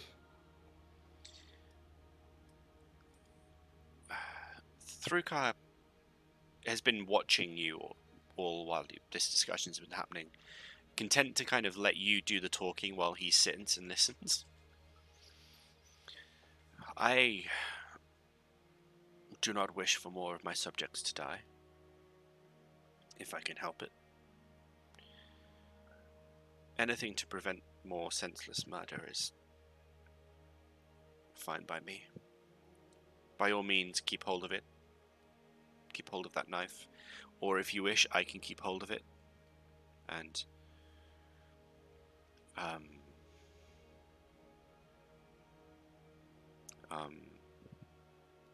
maybe that will end this senseless violence. I'm gonna butt in and go, my lord, that's probably not the best. The other night we was attacked by the creature yet again. Whether it was because we had the knife or because Vic and me are hearing the humming, we are not sure yet. So if it's coming after the knife, it'd be better for us as a group to hold on to it.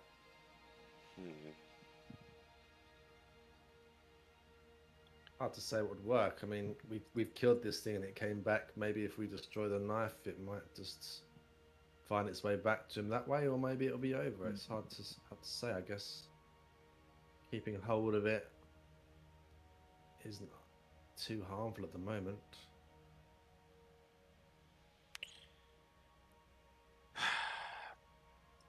Feel free to keep it.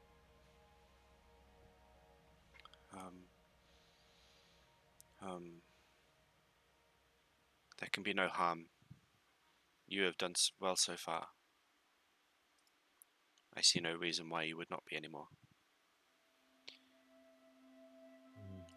I think if you... I do not know what to say.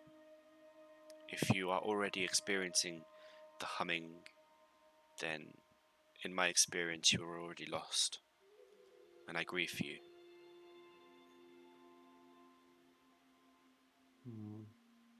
But Maybe. do what you can. Protect my city. Point to Pavlova. She isn't dead. Indeed. It was close though, and we don't know if it still might happen.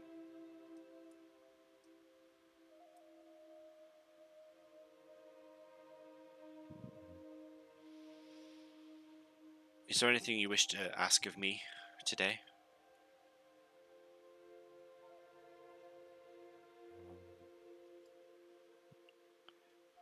I Look at him. I look at him, and in his head he hears, "We want to help you with your daughter.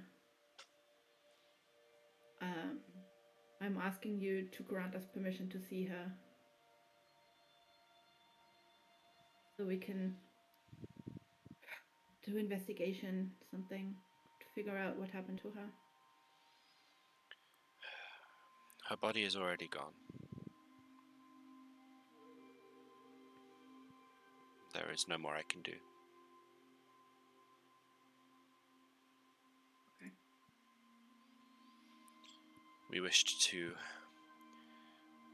deal with it as quickly and as quietly as possible. You can see he's getting emotional again. Like properly emotional, sort of genuinely upset.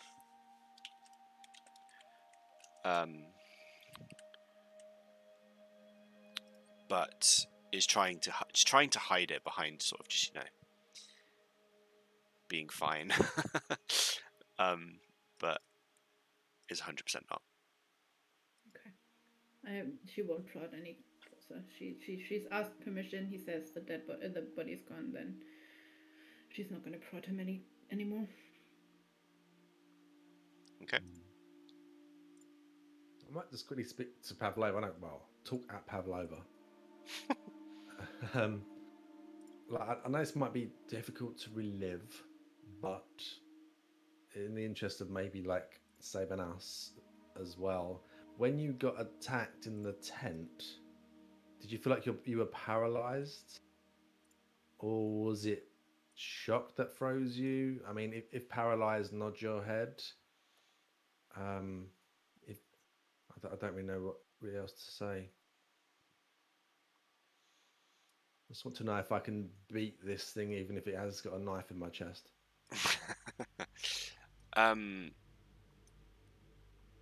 She slowly and uncertainly kind of just nods her head. So I take that to believe she thinks she might have been kind of like frozen or paralyzed, but I mean, that could have just been fear. That's what I'm guessing anyway. Okay. She just sort of, she seems so distant and kind of switched off, you know. There isn't much going on with her at the moment. Nosfort looks at you and looks at Pavlova. I will do my best to care for her and keep her safe. She's been through a lot, and hopefully with some care and some attention, she can be returned to normal. Do you think there's a chance that that knife took something from her? Like what?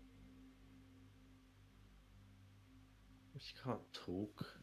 She seems very vacant. Something's been removed from her body, but she still lives because we were luckily there to save her. But maybe we didn't save all of her.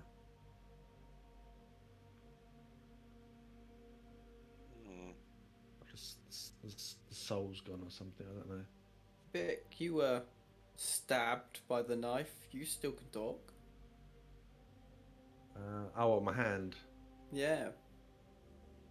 Maybe it has to be that Tol Grammon person doing it. Maybe through the heart as well. I don't know. And no, I'm not offering my heart to the blade. Before you ask now, just in case. I wasn't going to stab you in the heart, not yet anyway. I look over questionable. No. Right. I am going to be right back again. And so feel free to talk amongst yourselves. Okay. I don't think there's anything else that we can do here. We've got all the information that we have. We should go and talk to Priscilla. Yeah. I think so. I mean, these two things are going to be linked, aren't they, somehow? What two things? Well, the Mavanway thing with this Tol Grammon and his daughter. I don't know. It could be two separate things, but I don't know. It seems a bit weird. Well, my thought is this, right? And this is speaking a little bit above table, but also Nell is thinking this. So, this Tol Grammon person got cursed by Miwanwe somehow. And he was in the Feywild for so long that all his family died. And when he came back, he's looking for them but can't find them because they're all dead. Yeah. So he went mad, maybe has sort of sold his soul to her. Can you stop scratching my chair, please? Has maybe sold his soul to her, and she's demanding. Honestly, Jen, she's demanding that he brings souls to her or something like that in exchange for something like but whatever happened to Eleanor was potentially because of the was it a thieves guild, the Faceless or something? Yeah, whoever she's working with. Yeah, she was involved with that. Got Got killed by them, and they used the whole thing with the shadow and with the hum and tapping to cover up the murder. I guess so. That's what my thinking is. Nell doesn't know about. Well, she knows about the riddle that Vic has heard from Mivanwe, but you haven't relayed everything that you heard last night about the whole. He's looking for his family, but they have been long dead. You haven't said that to us yet. Did I just say that to them? To Nosful? No, you didn't. That's why I was asking, like, specifically and carefully choosing my words, because so you could, relay all the information, but you didn't say everything that you heard last night. Right. Okay.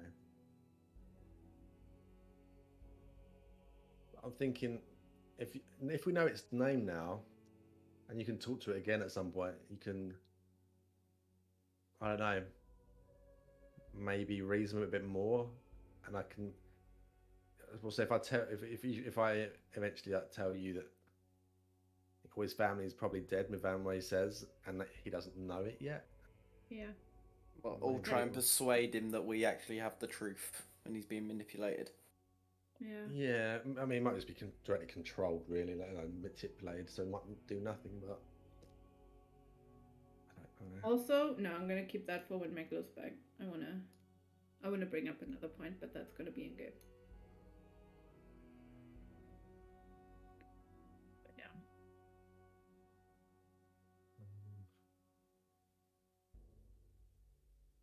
I wonder what spells Nosful's got. What if it's got like remove curse or something? I don't know. Yeah, Don't we know. were going bring to him ask with him. us. You can try that.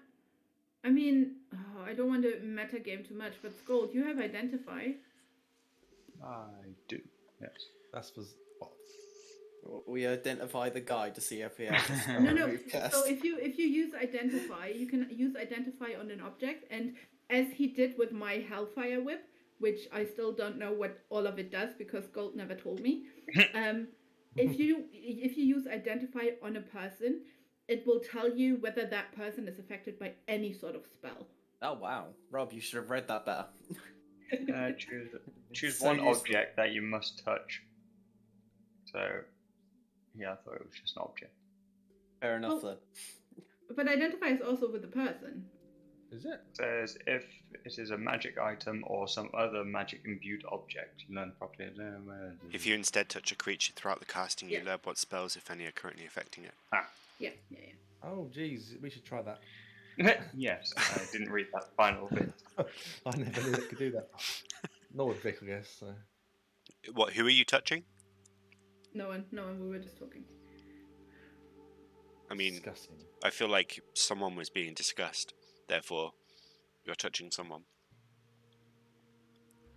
No, it was just in general. It was a above the table comment. Okay. Potential. Okay. If you say so. Okay, so what's the plan, Stan and friends? Well, we're gonna go and find Priscilla. Okay. So you can use that special map she gave you. Oh yeah, I have it right. I wasn't paying attention to that part. Yeah. I look into the round of people. I look at Northforth. I look at Perv. I look at the guy whose name I don't know, and the Lord. We're staying at the Canalian Hotel. If there's anything that comes up, and I point to Pavlova, please let us know. We'll come back and check in with her and see if she's okay. Very well. She's welcome to stay here for a while. Be careful. We will be. And I walk outside and I take up the letter that I've been given from Priscilla. Okay. It leads you... you kind of get the feeling of it trying to lead you westward across the city. You spent most of your time sort of in the northeast area, sorry. And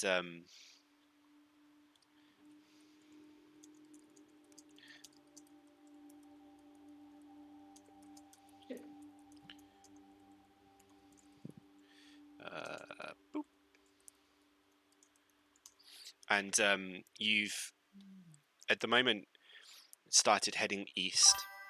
The map suddenly, as you kind of take notice of it and look at it, lights up, and it's not necessarily a map, it's more directions, but as you look at it trying to discern where to go, the words appear on the page, and sorry, I've just thought of something funny.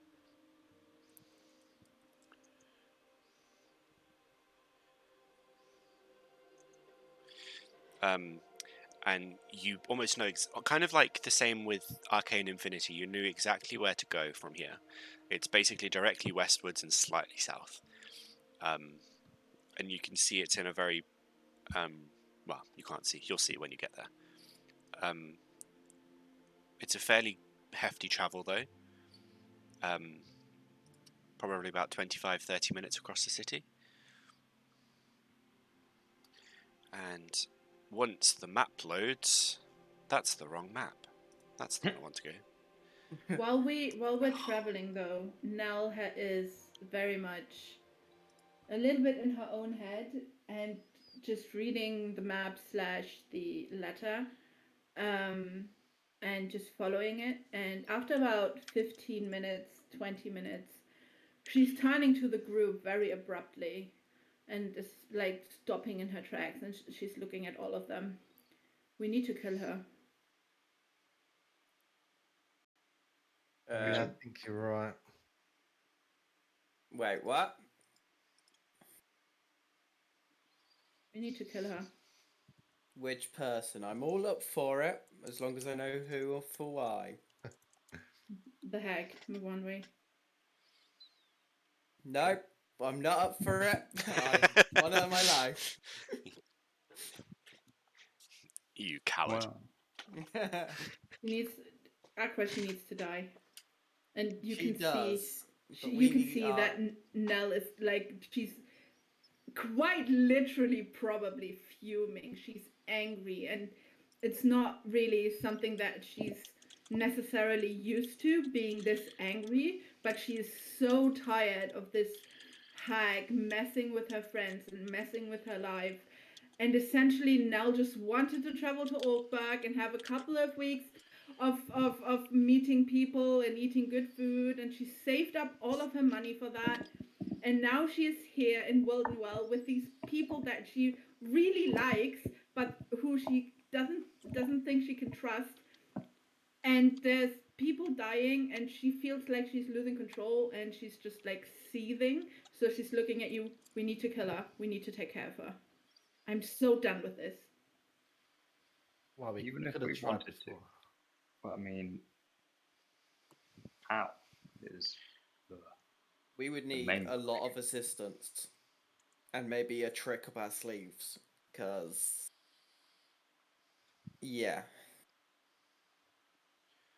We have magic, Aqua. You have magic that you can't even imagine. You have magic that not that I have seen any magic before, but we can take her. We have to take her.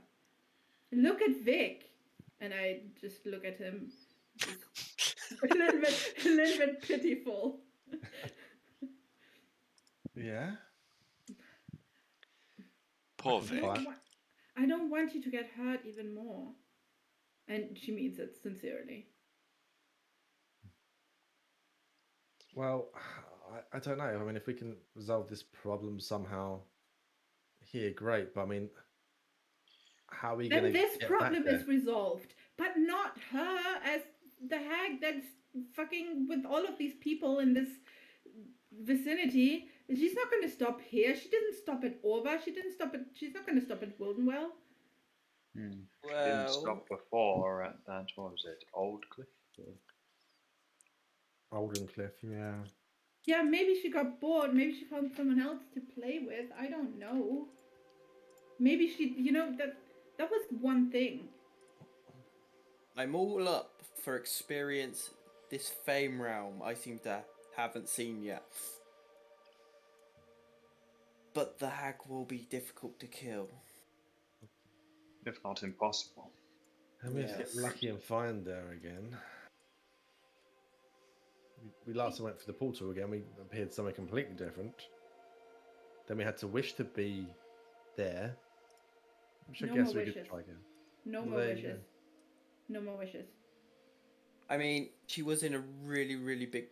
Wait, no, she weren't. I don't remember anything. Ignore me.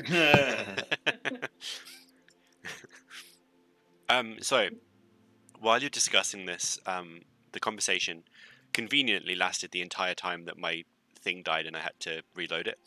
And you arrive outside this huge kind of manor house. You can see there are chimneys billowing smoke, and you can see people inside kind of walking backwards and forwards, sitting down on chairs. It looks almost like a cross between a manor house and almost like an open club. And you see from inside, Priscilla comes out to greet you. Or at least you would see it if... I'll move up. Looks very different on for the observer than it does for me. Does it? Like What's light streaks everywhere. I don't know if that's just my character. You got what? What everywhere? Like the streaks of light just going everywhere. I don't know if is that Oh just me? yeah, you'll see it. You'll be seeing inside the building. I think that's what that is. I don't. Oh. But anyway, you see Priscilla coming towards you. Ah, you made it. Marvelous. I trust your prior engagement was successful, fruitful. Mm. Some information. Information is good. Nothing concrete. Please come in. Follow, and you are welcome to join. Okay. Let me just lag on through. Lag on through, boys. Lag on through. Oh god, it's so bad.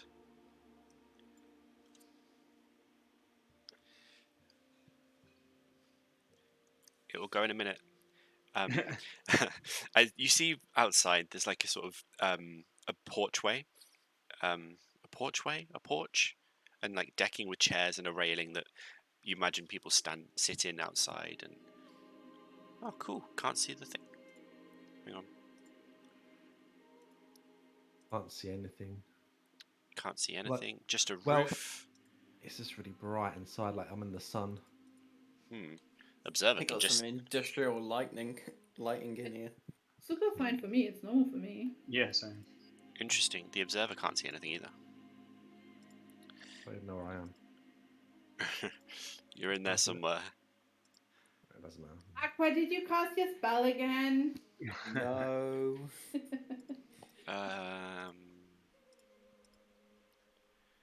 Save. Work.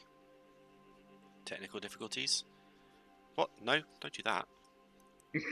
Well, it's great just being able to see the roof. Please enjoy just seeing the roof, everybody. How about if I do this? Nope, can still just see the roof. Why is to that? zoom in to look at that NPC you put up there, because far distance looked like Yoda.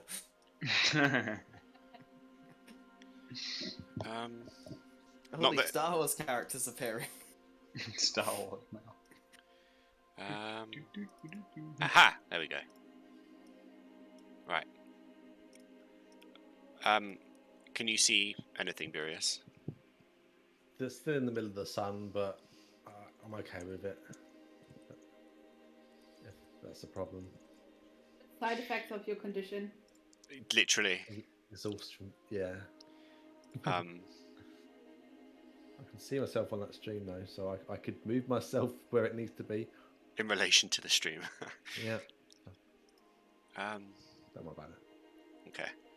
I don't know why this map in particular has decided not to work properly, but so as you come in, there's not many people in here, probably 4 or 5 that you can see, including Priscilla. No, excluding Priscilla, sorry. there seems to be a small bar, and there's a half elf sat in like robes slash almost like a knapsack, and he's just kind of quietly drinking to himself. At the far end, you see what looks like a goblinoid creature, probably a goblin, like perched up against a table, quite like softly and gently nibbling away at some food. And you can just about see in the far corner, two people sat around a table. The half orc behind the bar is very tall and imposing, built very sturdily, shaved head. Like he's still got tusks, kind of poking out of his mouth, but they seem to have been shaved down so that they don't grow too far. Priscilla looks at you and says, "Please help yourself to drinks, and I will wait for you here. We are to go upstairs. I have things to show you." I'll grab an ale. Okay. There's no charge. The barkeeper kind of takes a tankard and puts it under the keg and fills the glass and fills the tankard and hands it back to you. Here you go. On the mouse. I'll lift it in the air, look around to Aqua and be like, free, but I won't say the words, I'll just mouth the words free. Yeah, I'm up for that. Okay. So you go over and ask for an ale as well, and he takes another tankard, goes to the same keg, pours you a pint, hands it over. It's 3 silver, please. He's fine. And I point to Vic. I'll put it on his tab. Enjoy. Cheers. What? I'm joking. There's no charge. I figured. I was just like, you can... So once it stops lagging again, Priscilla will move around the corner. This is getting awfully common. Much annoy. Wonder what's causing. I don't know. I think it's a forge thing, honestly. Ah. Don't worry. It's not the end of the world. So she goes around the corner and she starts heading up some stairs. And this building seems to have been a manor house that's been converted into some kind of safe house or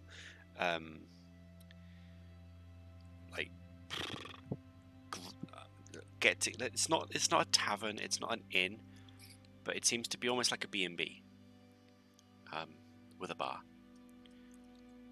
And eventually Priscilla will move around the corner and I can continue. It's quite difficult to continue without her moving. Yeah, this map seems very laggy. Come on, Priscilla. Go. Can do it. Ugh. Okay. But I'll describe it to you. She comes up the stairs. They're quite simple. Nothing special, but you come into this large corridor with like a sort of light wooden floor.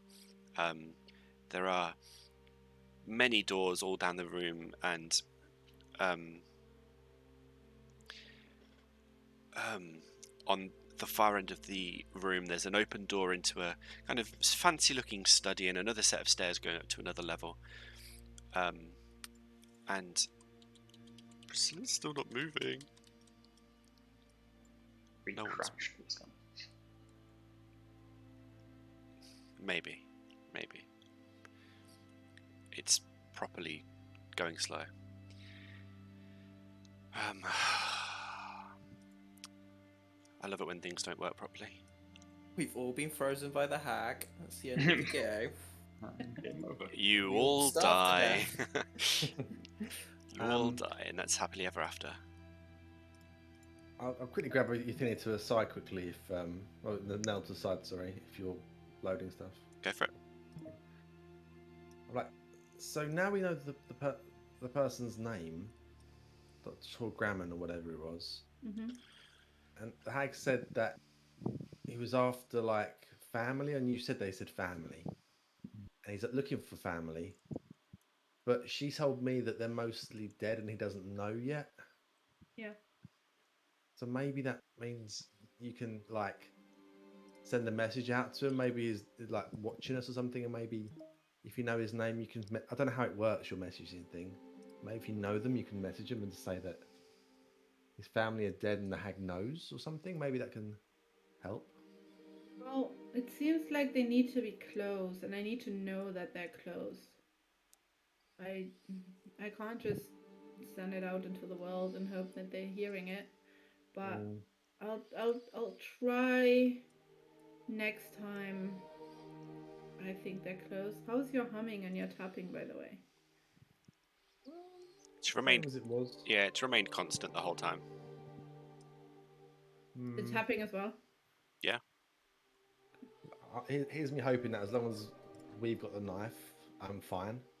Yeah. But equally, I'm just thinking, are we going to regret not breaking it? I don't know. Don't We'll lose it. see.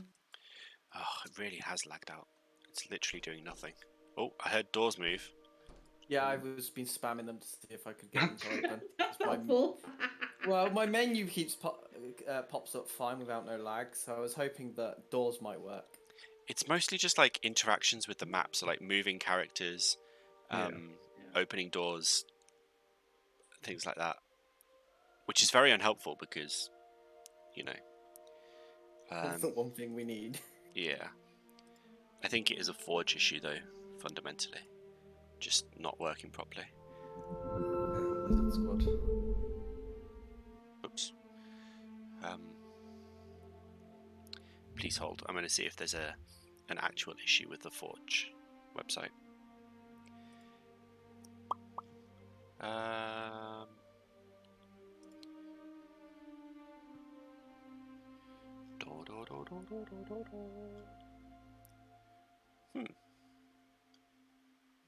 I don't think so. I would say everyone quit and load back in, but that would take so long. I could do it anyway because mine is properly Oh, go for it. visually messed. I refreshed the wrong thing. Okay. Yeah, I don't know. I might. Okay, everybody leave. Keep talking. Like, feel free to Okay. keep talking in character and stuff. Leave, or just reload? Leave. Okay. And I'm going to stop the server and restart it.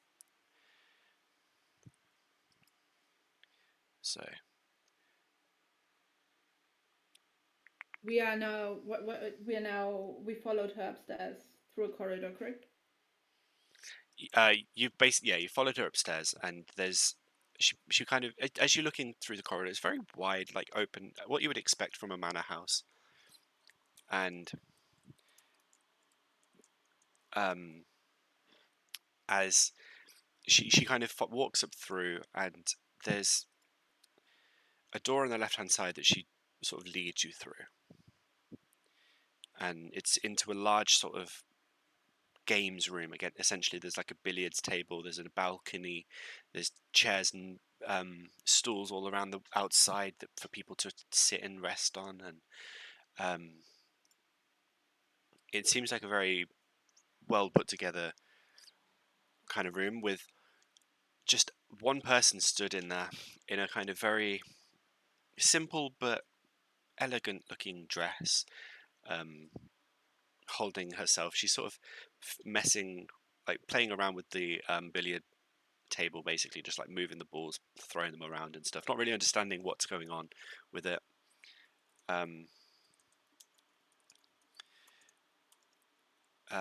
And she turns to look at you all as you walk through the door, and it's difficult to type and talk. Experience.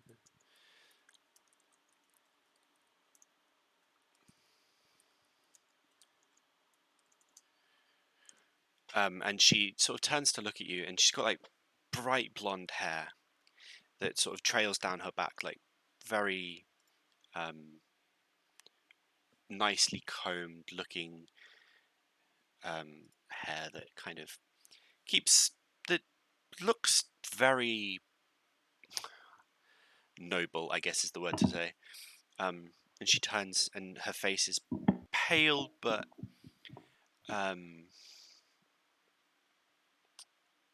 smooth, and kind of like Vic's, where it's almost too perfect in a way, you know. Thanks. Not right now. Well, I've got true. dead eyes, but Yeah, my hair's fine. cold dead eyes, but the head's fine. And she has a sort of thin smile to her face, and she, piercing blue eyes, turns and looks at you and says, "Ah, hello. Welcome. Priscilla told me you'd be coming to join us."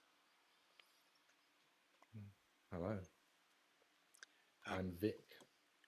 You are Vic. It's good to see you and finally meet you, Vic. Look around at everyone else like, you going to introduce yourselves? Yes, I am Sköld. Sköld. And she looks over at Aqua. I am Aqua. Nice, and looks at Nell. No.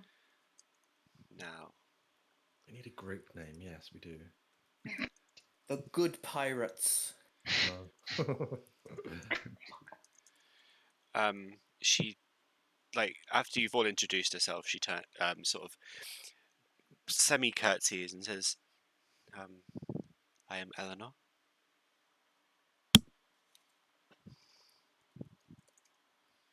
Right. I had a feeling you would be confused. There is a lot to explain. Oh, Yeah. please start. Yeah. Priscilla takes over. This place, we are part of the Undying Shroud. We are a organization, a guild, dedicated to those gifted with various forms of undeath. And we aim to keep said people and anybody associated with us on the straight and narrow and leading the good path.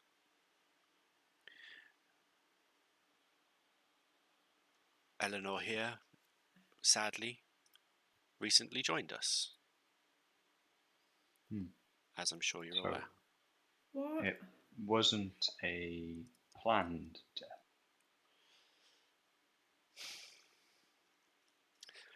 There are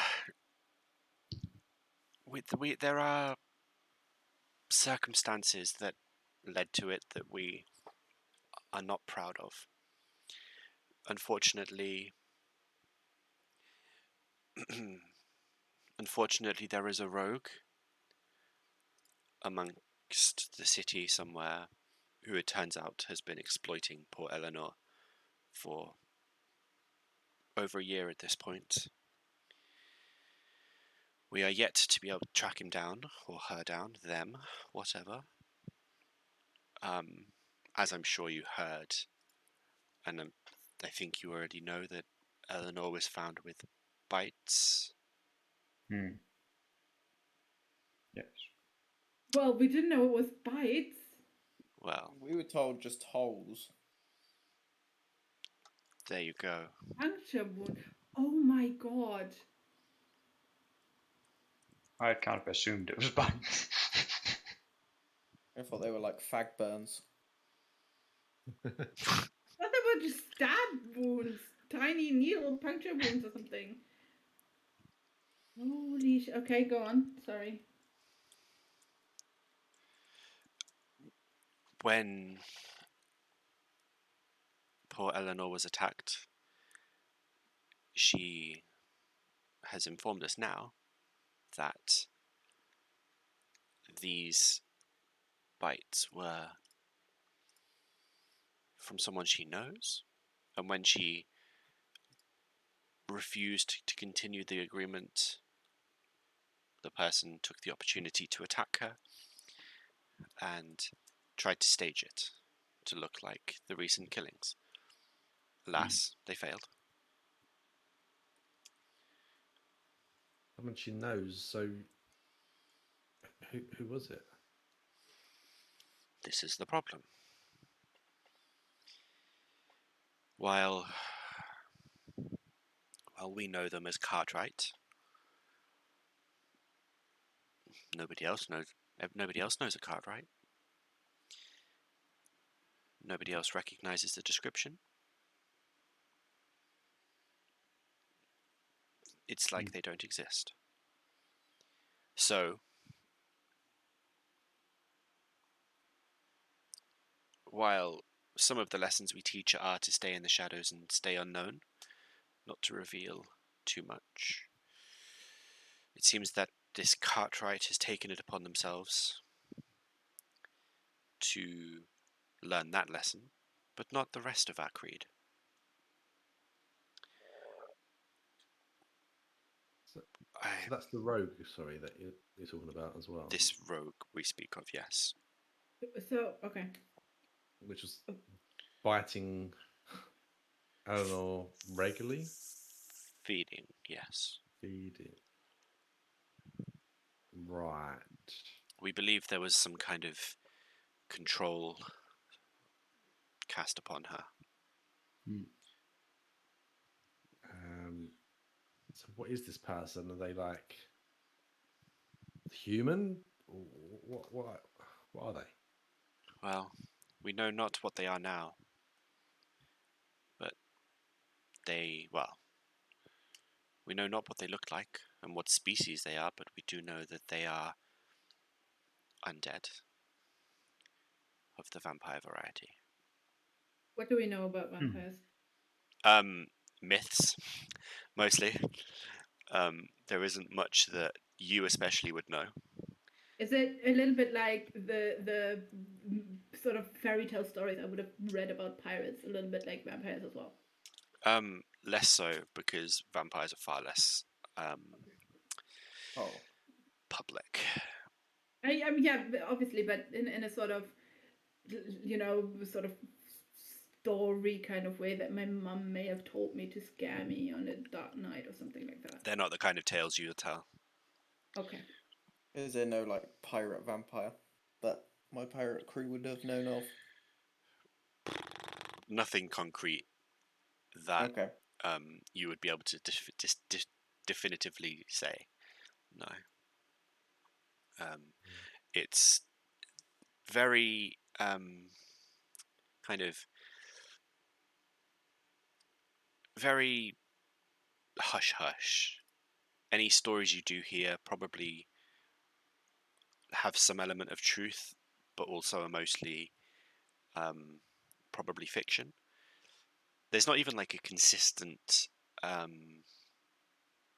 sort of what they are kind of information, really. Some people say they turn into bats. Other people say that they look like normal people and just have to feed on like flesh. There is no like 100% for certain this is what they are kind of thing.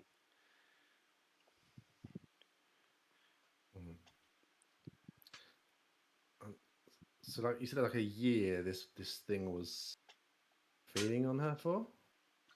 Indeed. And she managed to break out of it eventually, or? Well, it has been known that enthralling enchantments can be broken or can be fought off, and it would appear this time that happened, and poor Eleanor then suffered the wrath of the creature with a stab through the heart that killed her almost instantly.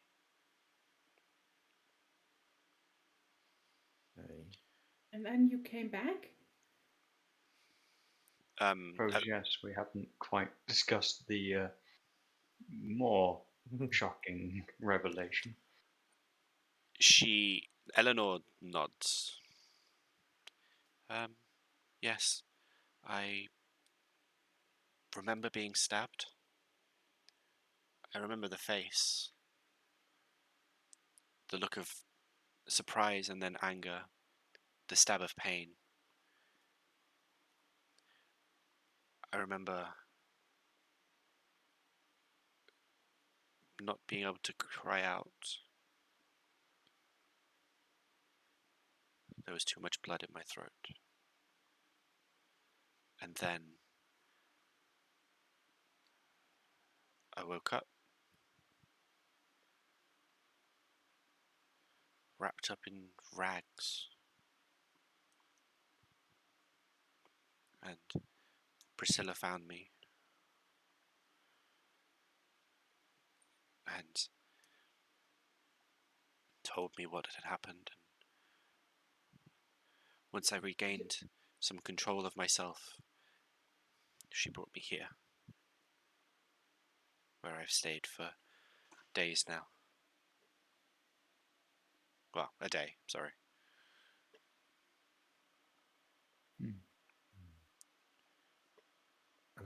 I'm guessing we're not telling your father yet? No, he mustn't know. It would break his heart more to know what I've become than what happened to me originally. What have you become, though? Isn't it obvious?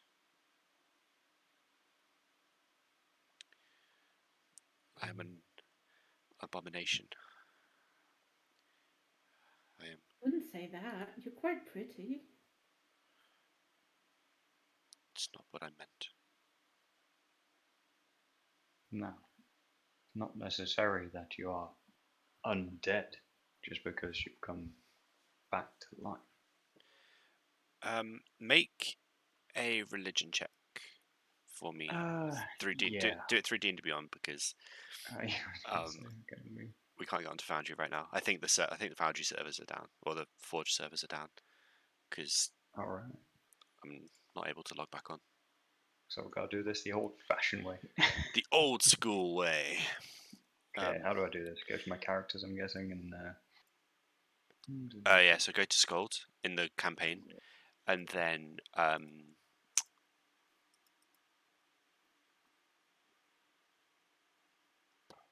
one? Nope. Wait, no, yeah, wait, that one. I've got something. Yeah, click on the modifier. You should be able to roll it. Yeah, so if you just click on the religion, like there should be a button. +2. Yeah. Yeah. There we go. We'll have this up. Whoops. 12. You can definitely sense something undead. I'm loading in, by the way, in the game. Okay. How are you? I'm in now. You're in. I'm not. Oh. I've still got loading screens. I'll let you know if I'm back in. For now, we'll just have D&D Beyond it. You can definitely feel like a sense of undead. Nothing like overpowering. Like this isn't a necromantic No. sort of undeath, but it's still unnatural. Okay. Well, I still want to say those words. That's kind of a, soothing sort of action, so that hopefully she doesn't feel too bad about herself. Okay. Oh, I'm in.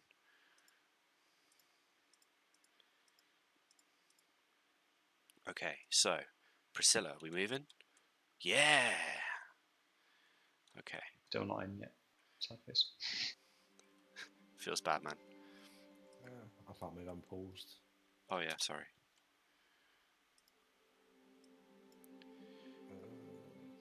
Still a bit laggy. It is I can still. see properly. It is still laggy.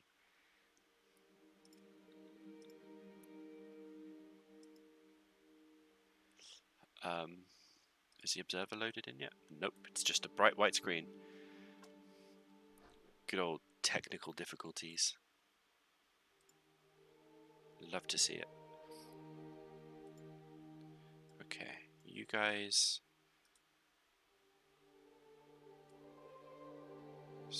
Let's just move you one by one. So yeah, you feel like there is an undeath about her, but nothing as severe as you have experienced in the past.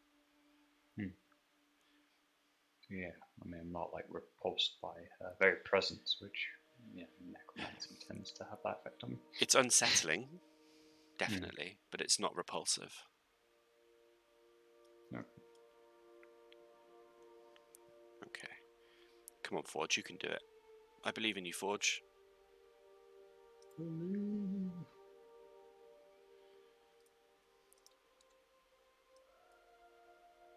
So, Okay. if the person has fed on you for a year, why don't you remember his face? I remember his face. But it would change. Oh, okay. I always knew it was him.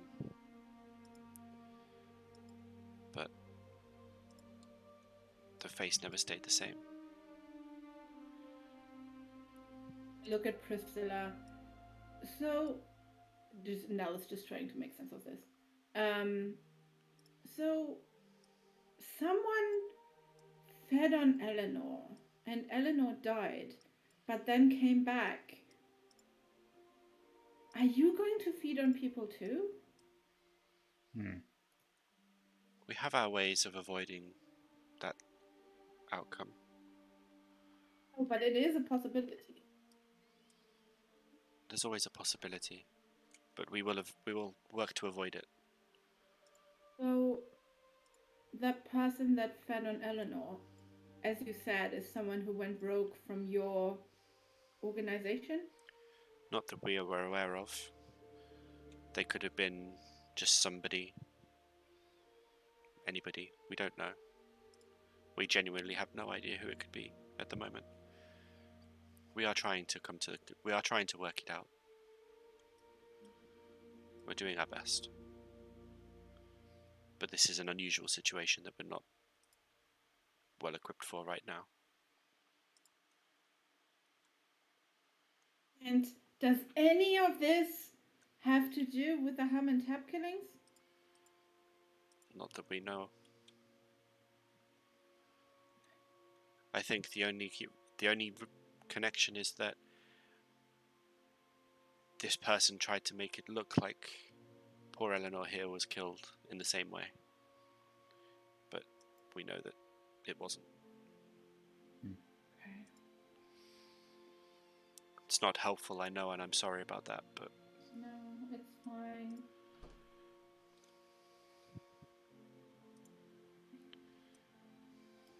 Okay, How are you feeling, Eleanor?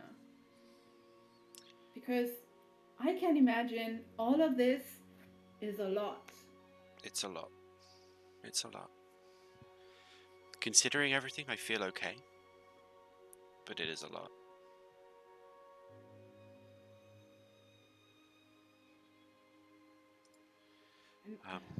I'm quite overwhelmed. I hear everything. I can smell everything. I can taste different things in the air. My sight seems to be pinpoint.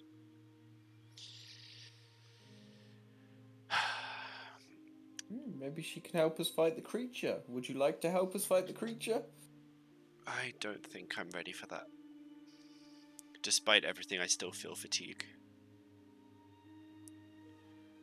That's and fair. rather sick, to be honest. Was there a specific place where you met them, or was it completely random every time?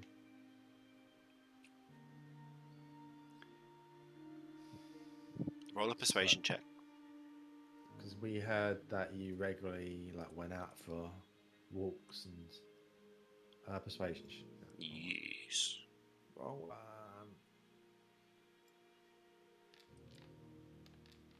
Damn it.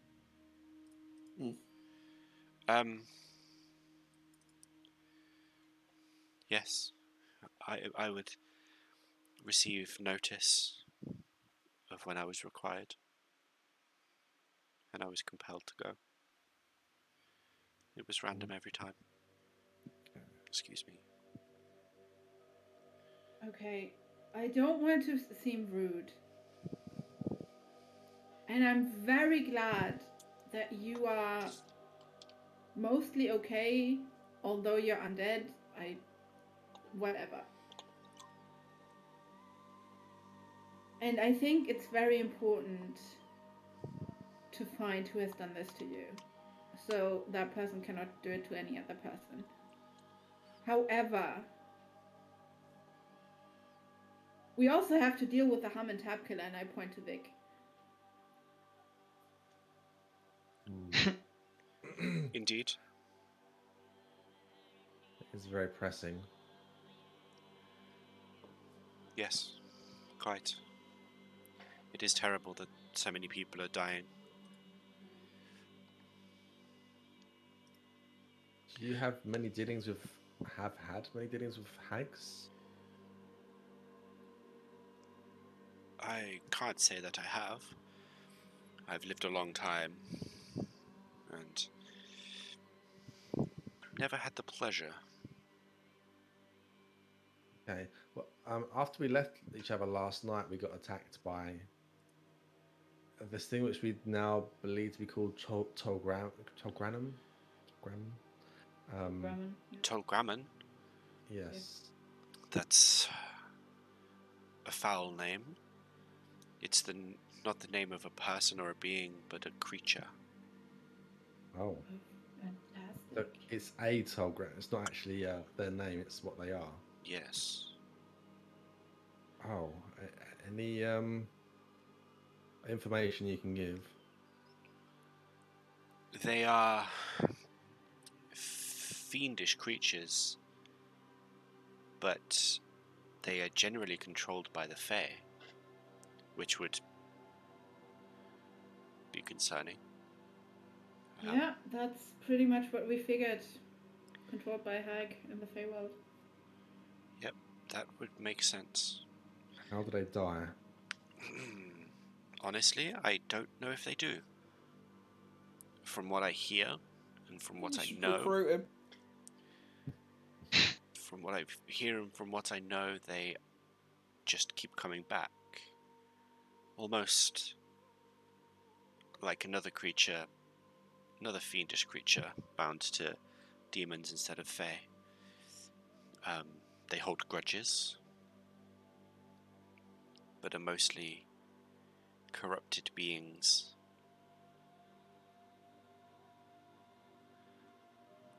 That are being controlled or manipulated.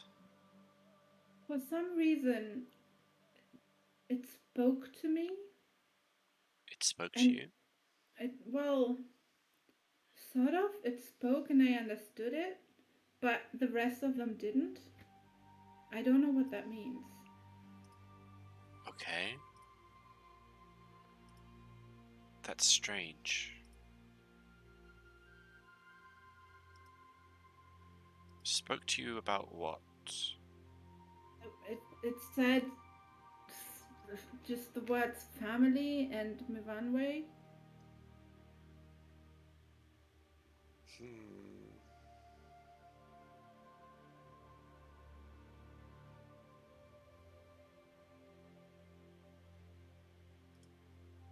Interesting. It was more like a scream, and well, the first time was more like a scream, and the second time I spoke to it in its head, and it responded it responded back in my head. The Tolgrammon are creatures corrupted by Fae that usually are looking for something or searching for something or have lost something. Maybe this Tolgrammon is looking for its family. Okay. So, Do you know of anyone like this?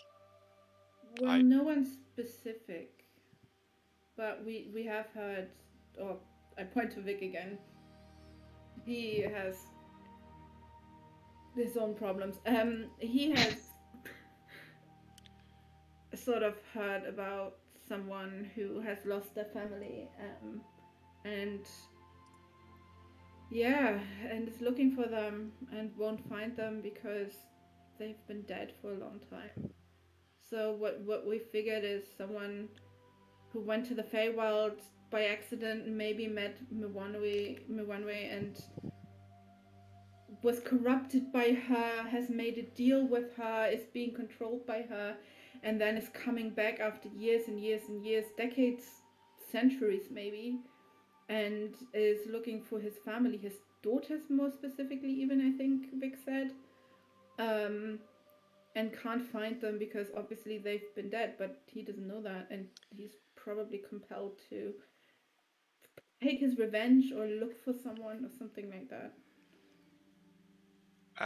Sköld, Yep. make a history check for me. Okay.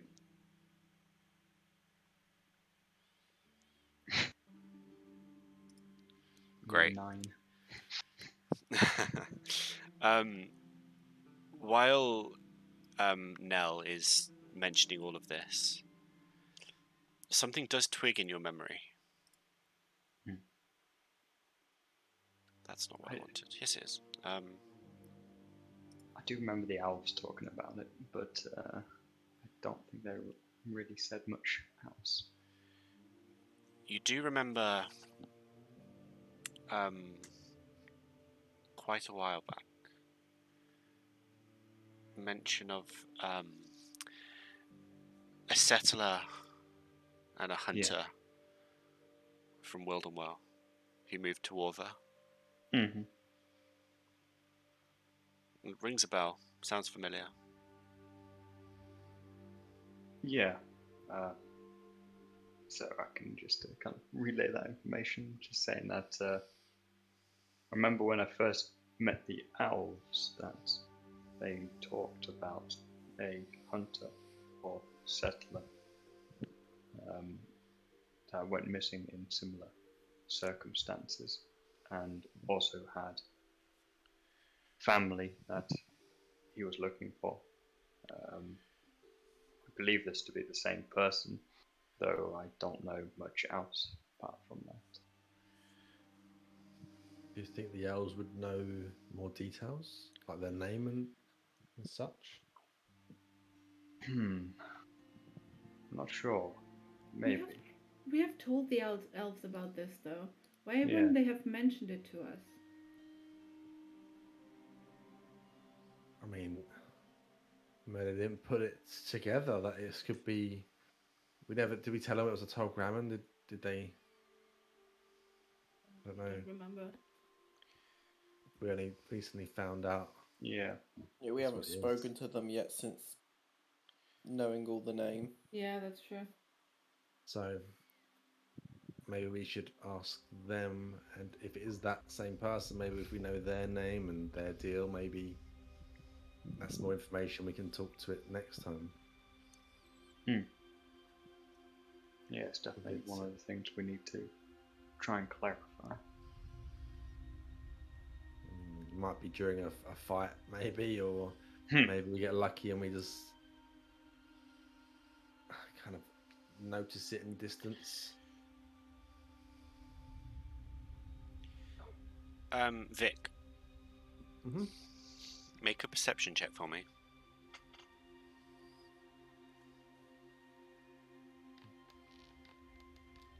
Mm-mm. Oh. Okay. Nice. You do notice the tapping goes from just a sort of to more of like a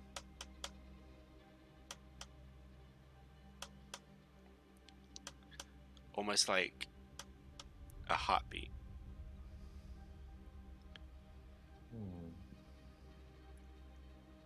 The tapping's changed slightly. I don't know if it means they're near or something's different.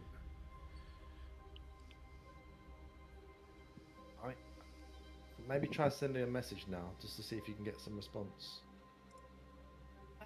Before I do that, I take out the knife and I give it to Vic. I put it in his hand. Okay. And Okay. then I'm sending out a message in the language that I don't know what it is. She's gonna be blunt.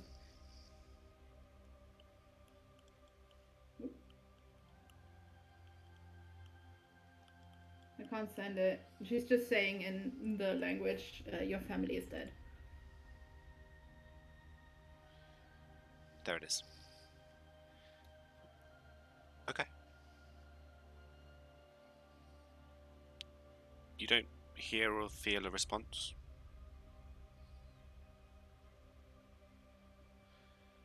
There's no, like, immediate reaction from anything or anyone? I look at Vic. Destroy it if you want to.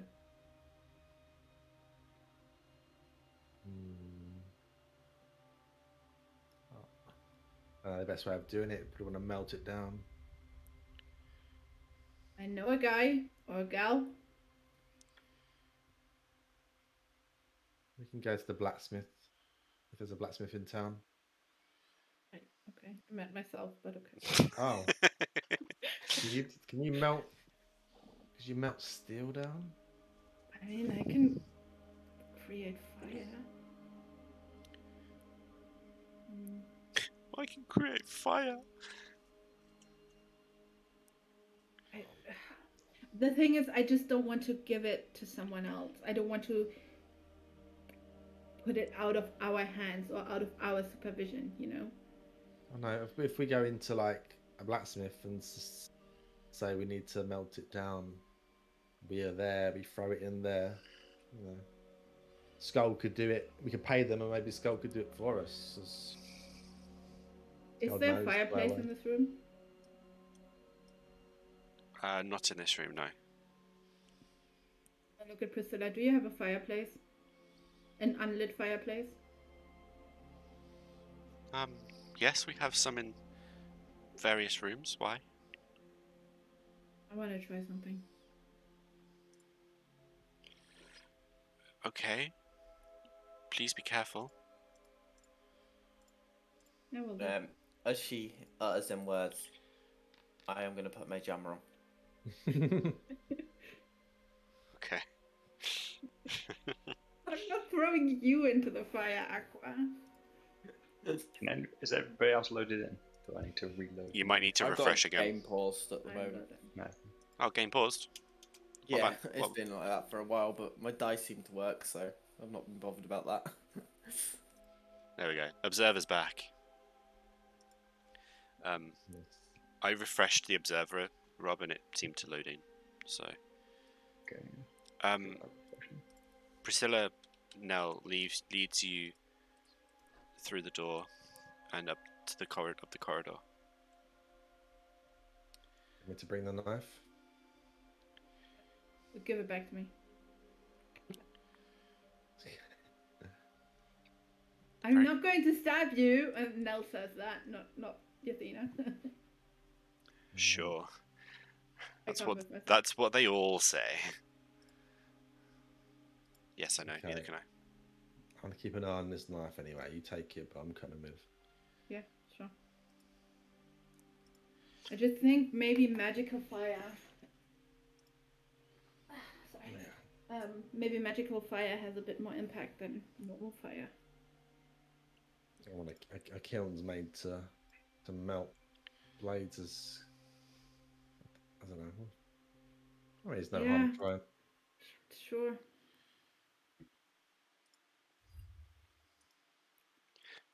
Well, you make it into the room at the end, and there is a fireplace that's currently unlit in the corner against a window. Okay. And Priscilla kind of indicates to you, there you are. Please be careful. I will be. And She is looks there skeptical. is there a rug or something in front of the fireplace? Yes. Okay. I'm sitting down on the rug in front of the fireplace, and I just shut up. Hold my hands out, and I'm casting. Create bonfire Okay. inside like the fireplace. I can't do it, but yeah. Get ready with your water aqua. Yeah, I am prepared.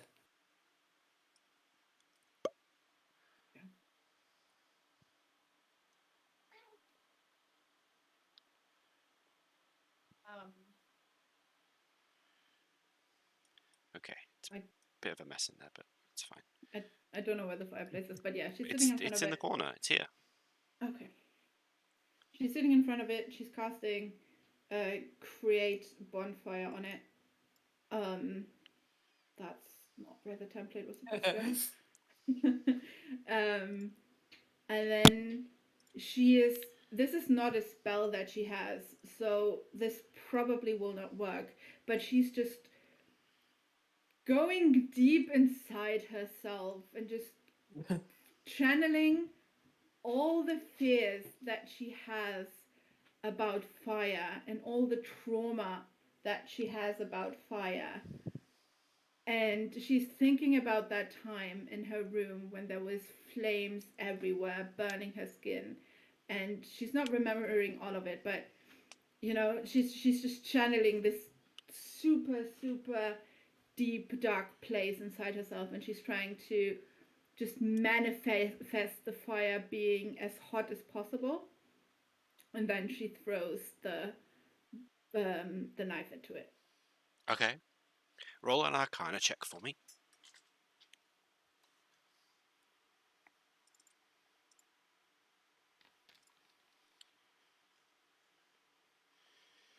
Um, 6. You try and make it as hot as possible. Channeling you as best you can, and just trying to manifest heat into the spell.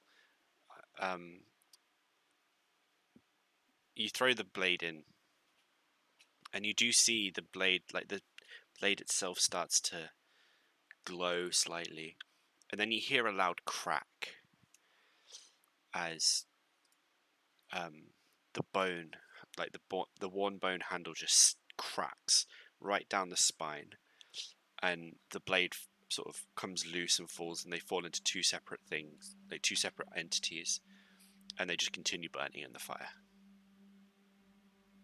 Okay, but nothing is melting, nothing is No. like. Okay. Well, I open my eyes and I look at it. Well, it's broken. That's the first step. Let's get it melted down. But who wants to grab it? I grab it. Okay. Without stopping the fire. Okay. It's hot, but it's not necessarily melted or like like it's gone, lost its shape. It's still kind of knife shaped, just very hot. Yeah. Priscilla, we'll definitely help you with your situation, but we do need to take care of this first. Where's the nearest blacksmith? There is one round the corner, not too far away. Maybe be able to help you. Not entirely sure what it is you're trying to do, but might be able to help you. Well, since this is the knife that was recovered from the body of the last person stabbed. They didn't die. They don't seem the same. They can't talk. They seem very vacant, but they're not dead. And we don't believe that since we've had the knife that anyone else has died. I see. So we think get rid of the knife, get rid of the problem, potentially. Okay. Seems like a fair idea.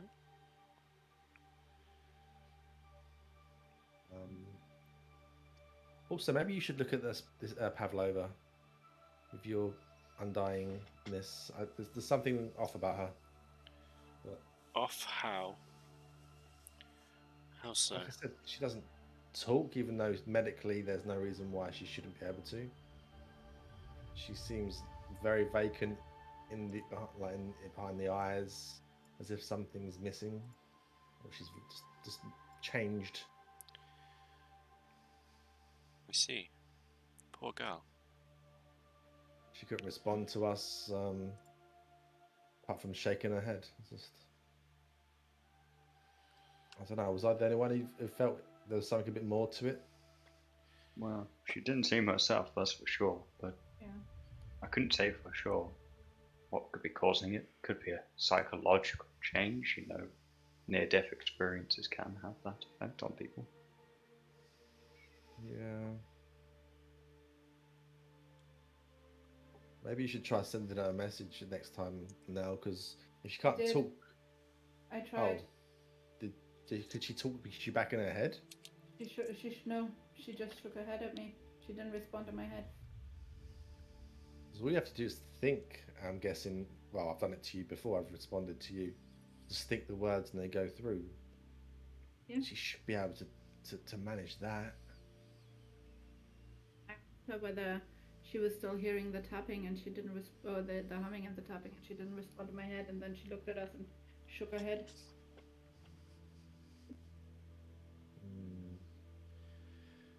Make another perception check, Vic.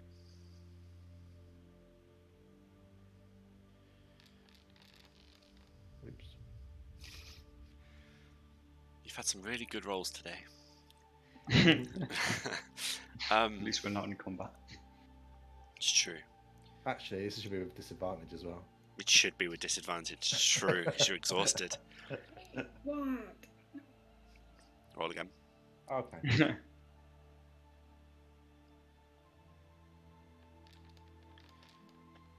Oh, nice. Good job. While you can still hear the humming and you can still hear the tapping, there seems to be a new layer added on top. Almost like something. You can't tell. There's just another kind of sound being added to the humming and tapping that just doesn't sit well with you. Okay. Has Aqua's humming changed at all? No, yours has stayed relatively stable. Surprisingly, you're still aware of it, like it's still there, but for the most part, it's just stayed the same kind of monotone hum. Okay.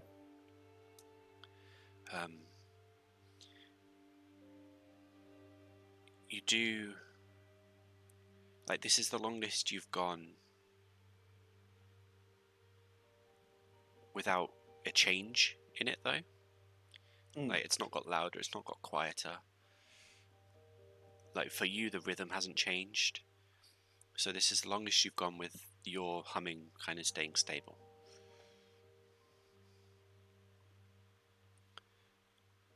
Whereas Vix has gone crazy. Gone crazy. There's bongos. I've been put in a queue and I have to wait 3 days. You've taken your ticket with the number on it and you've got to wait for your number to come up. Congratulations, Vic. What? Your bait. I know. Let's destroy this knife. Round the corner, you say, Priscilla? Indeed. I assume they're open. It's still the middle of the day. It's burned up in the fire. Or the bone handle. Has the bone handle burned up in the fire? No, it just cracked. I grab it too. Okay.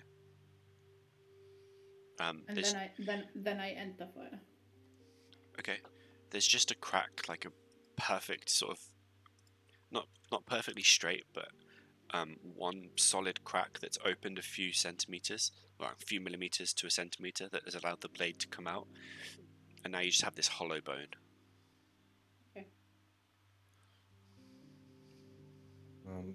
Yeah, Sköld, maybe we can convince them to let you be in charge of it, so we know we've always got our hands on it. Yeah, I mean, now seems very reluctant to part with it, even in its current state.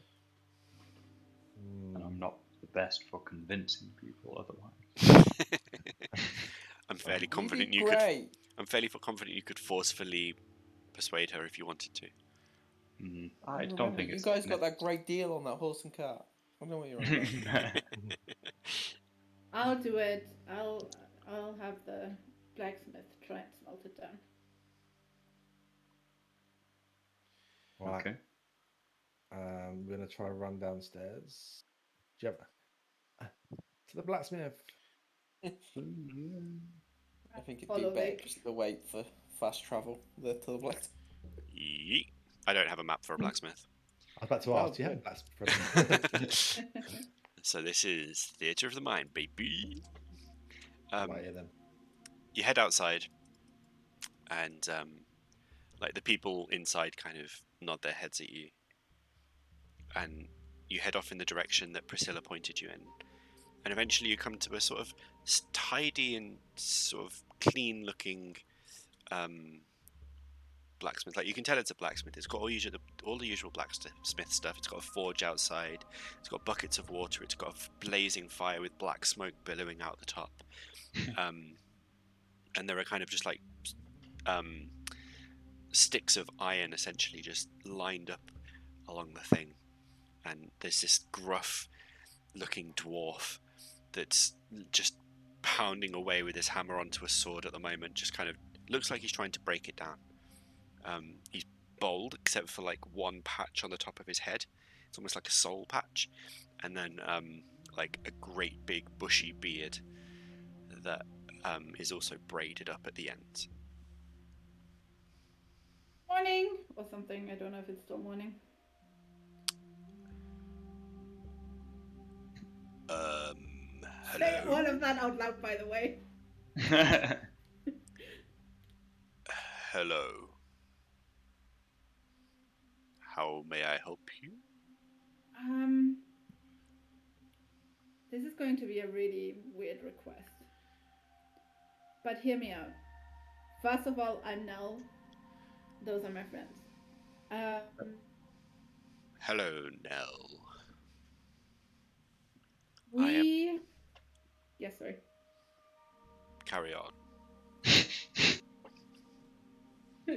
she literally doesn't care. We have recently come into the possession of a knife, a hunting knife. And I was wondering whether we could smelt it down in your forge against a silver, maybe? My forge is busy. It would cost you money How much? to use it.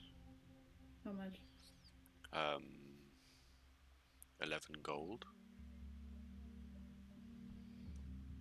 She hesitates and then looks at Vic. Ha. I am joking, of course. 5 silver. Fine. Amazing. I need to put it in there though. I would advise against that. Trust me, It's I hot, can handle you the heat. see.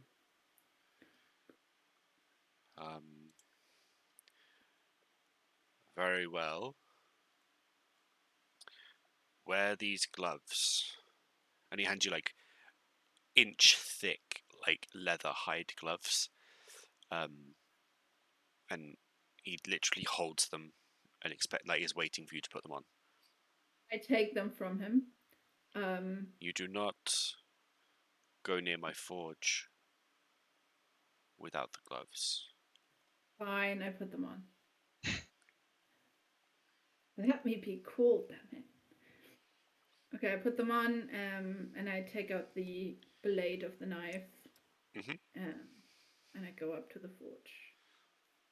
Okay. As you go up to the forge, it's hot. Even for like you feel the warmth coming from it, and you get the knife closer and closer and closer, and then you put the knife in the fire, and it just sits there. And then the blacksmith. I didn't think you meant that. That's a waste of good steel. Trust me, it needs to be melted down. There are ways to do it without ruining my fire. Fine. How can I do it? It's too late now. You've ruined it. I ruined your fire. Yes, I'm going to be scraping up iron from my pit for weeks now. Thanks to you. No. I cast control flames and I reignite the fire. The fire hasn't gone out, you've just melted steel into his fire. Into Oh, his has it fire pit. melted? Has it Yeah. melted? Okay. Instead of using like the cups that you use to melt the steel, you literally just placed it on a fire and it's just melted. It's a hot fire. Yeah, no, you said it's just laying there. That was the last thing you said about it, so I wasn't sure. Okay, look, I'm really sorry. And I hand him another gold. This is for your troubles. Just make sure no one goes near this for a day. Well, I'm going to be cleaning this up for a long time. Sorry. And then I look expectantly at. What did you say? 5 silver? 3 gold. No. 3 No. gold. It's too late now. I gave you gold and 3. so it's no. He reaches over for a sword. 3 gold. No. I'll walk in and I'll just say, here you go. Thank you. She's given you one already, yeah? Here's 2 more. No, the one was extra. Oh no, I don't know. Okay, go on in. Okay, 3 gold. Apologies again. Look at Vic expectantly. And did that help? Did it help? No, Sorry. you've still got a heartbeat tapping and the humming is still there. Nope. Still the same. But maybe it can't kill us with that anymore. Maybe it can't sacrifice us. Maybe that's what's happened to Pablo. Maybe that knife is the instrument they needed to do something. Now they can't do that. Still doesn't mean they can't kill us, but you know. Maybe.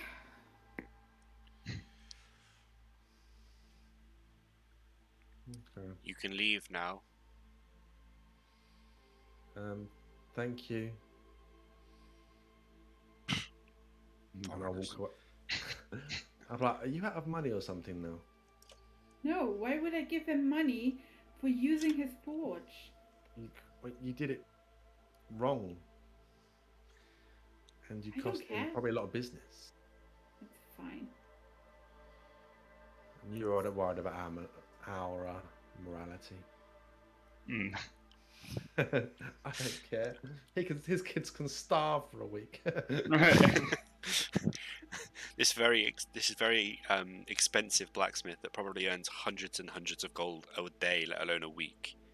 It's just been shafted out of like a couple of hours' work, and he's gonna starve. 100%. It's fine. Nell's killed him and his family, honestly. No chance. Set their house on fire right now. Go on, where is it? done more damage than the hum and tap killer. The economy of Wilderwell is tanked. So yeah, with that, you've walked away from you're leaving the blacksmith. Are you going back to Priscilla, or are you going elsewhere? The hotel, I would suggest. Talk to the elves. Okay. Yeah, I think we kind of we've discovered something with Priscilla and Eleanor, but we haven't got time for that right now. Yeah, I agree. Ain't nobody got time for that. But vampires, jeez. Okay. So you all make your way back to the hotel. Hey, it loaded really quickly. And you're not in there. You're out here. And Priscilla's not there. She gone. I'm fully aware that we're ending the session soon, but I want to do something really fucking dumb. Okay. I am going, under the pretense that I have to go to the toilet, I'm going to the toilet. Wow, imagine. And I'm locking myself in there. The espionage. And I tell the others, I'll be right back, let's talk to the elves in a second. And she's desperate and she's annoyed. And she just doesn't know who to trust, doesn't know what exactly to do. And she's very worried about Vic. Jesus, that was a lot of W's and B's. And she's sitting down, I don't know, sitting down, standing up, doesn't matter. And then 100% knowing that it probably doesn't work because she doesn't remember her, but she's trying to reach out to Mivanwe. Okay.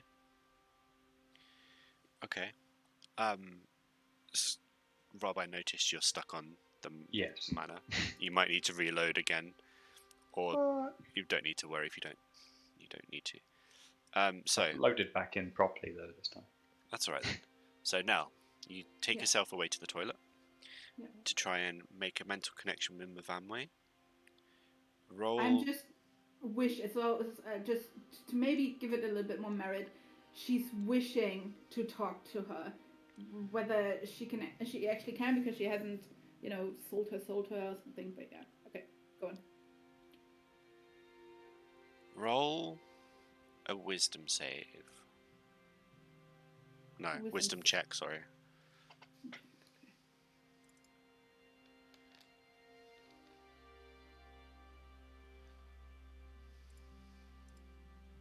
Try as you might, you just can't remember Mivanwe. You can't even remember what she looks like.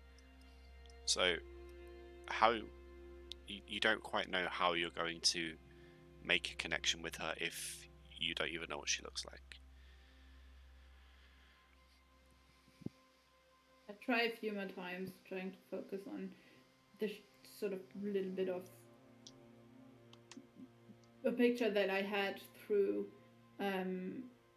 Yeri, but when it doesn't work, I get frustrated, and there's a brief moment where there's just like flames covering her hands and her arms, but she calms herself down and then she goes back to the group. Okay. As Nell returns, you all walk into the hotel.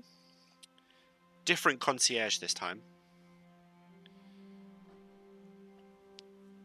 Same mini, different concierge. And as you walk in, the bard's playing, the elves are sat in the corner, facing a fireplace that is currently not lit, but just talking away. There's another entertainer playing on the stage. Just sort of, jolly, jaunty, simple tunes, nothing special. Lilia is still behind the bar, but it does look like she's been to refresh. She's different clothes, cleaned up a little bit. Her hair's tied back and pulled neatly. And we will end the session there, I think. Okay. Good job, guys. You didn't die. Halfway. Would be the day. Good job, guys. You all died. One day. One day. But no, good job, guys. That was good. It was a fun session. Yeah, we've got a few more leads to follow. So we should be good. It was one of the better sessions for technical difficulties. Because imagine if that had happened in a battle. Oh yeah. And we're Yeah, just like very true. mid-fight, and then the whole of Forge just crashes, and we can't use it. Yeah. But no, that was The first day I've had more than one A4 page of notes. Oh my god, I know, right? I have like 7. How did you write? Every dialogue bit Yeah. that we say. No, I have 1, 2, 3, 4, 5, 6, 7, 8 pages. Wow. My notes are Dang. comical. They go up to the crash and then my notes crashed. We've got the phone. I've got no more. to be fair, same. Yeah. I was doing quite well with notes, but it's really hard to take notes during the session. For me, anyway. That's why I go quiet for long periods of time. It's because I'm writing stuff down rather than I'm not ignoring Yeah. anyone. I'm just trying to get notes done. Yeah, same. But anyway, back next week. Back Saturday. Let me finish. We're back next week for episode 20 of the Scales of Destiny, which is pretty exciting. 20 episodes, 20 sessions. Landmark. It is a landmark. Guaranteed level 5, yeah, brilliant. Yeah. I mean, we could have been if we beat up the blacksmith today, but oh well. I was ready to. Saturday, this Saturday, the 9th, we're running a session I'm calling the Canary Squad. Evil characters, 5 players, very, very difficult odds. It's going to be fun. I can't wait. Me either. It's going to be great. It's going to be an absolute... It's going to be a show, let's put it that way. That's this Saturday. On the... We've got this session... So on the 26th of July, so it's 2 more scale sessions, and then the 26th we're running a one-shot that I haven't even thought of planning yet, but I will get there. And then we're going to have a couple of weeks off from Scales of Destiny, for me to have a bit of time off, let players have time off, and then we'll be back. I think on the 16th of August, was it? I think it was the 16th of August. So we'll be just to let you know. We'll probably release a schedule on Discord or something, so feel free to have a look at that. On Thursday, 6:30, this episode will have gone up onto YouTube, and then on Monday, Saturday session will go up, and so on. You know how it goes. Anyway, Yathina, who are we raiding today? Amazing. We're going to go say hi to Robin and Oliver, or just Oliver, I think. Let's go and say hi. They hang out all the time. They're really cool. And we'll see you on Saturday. Goodbye, guys. See you Saturday. Bye. There we are. Good job, guys.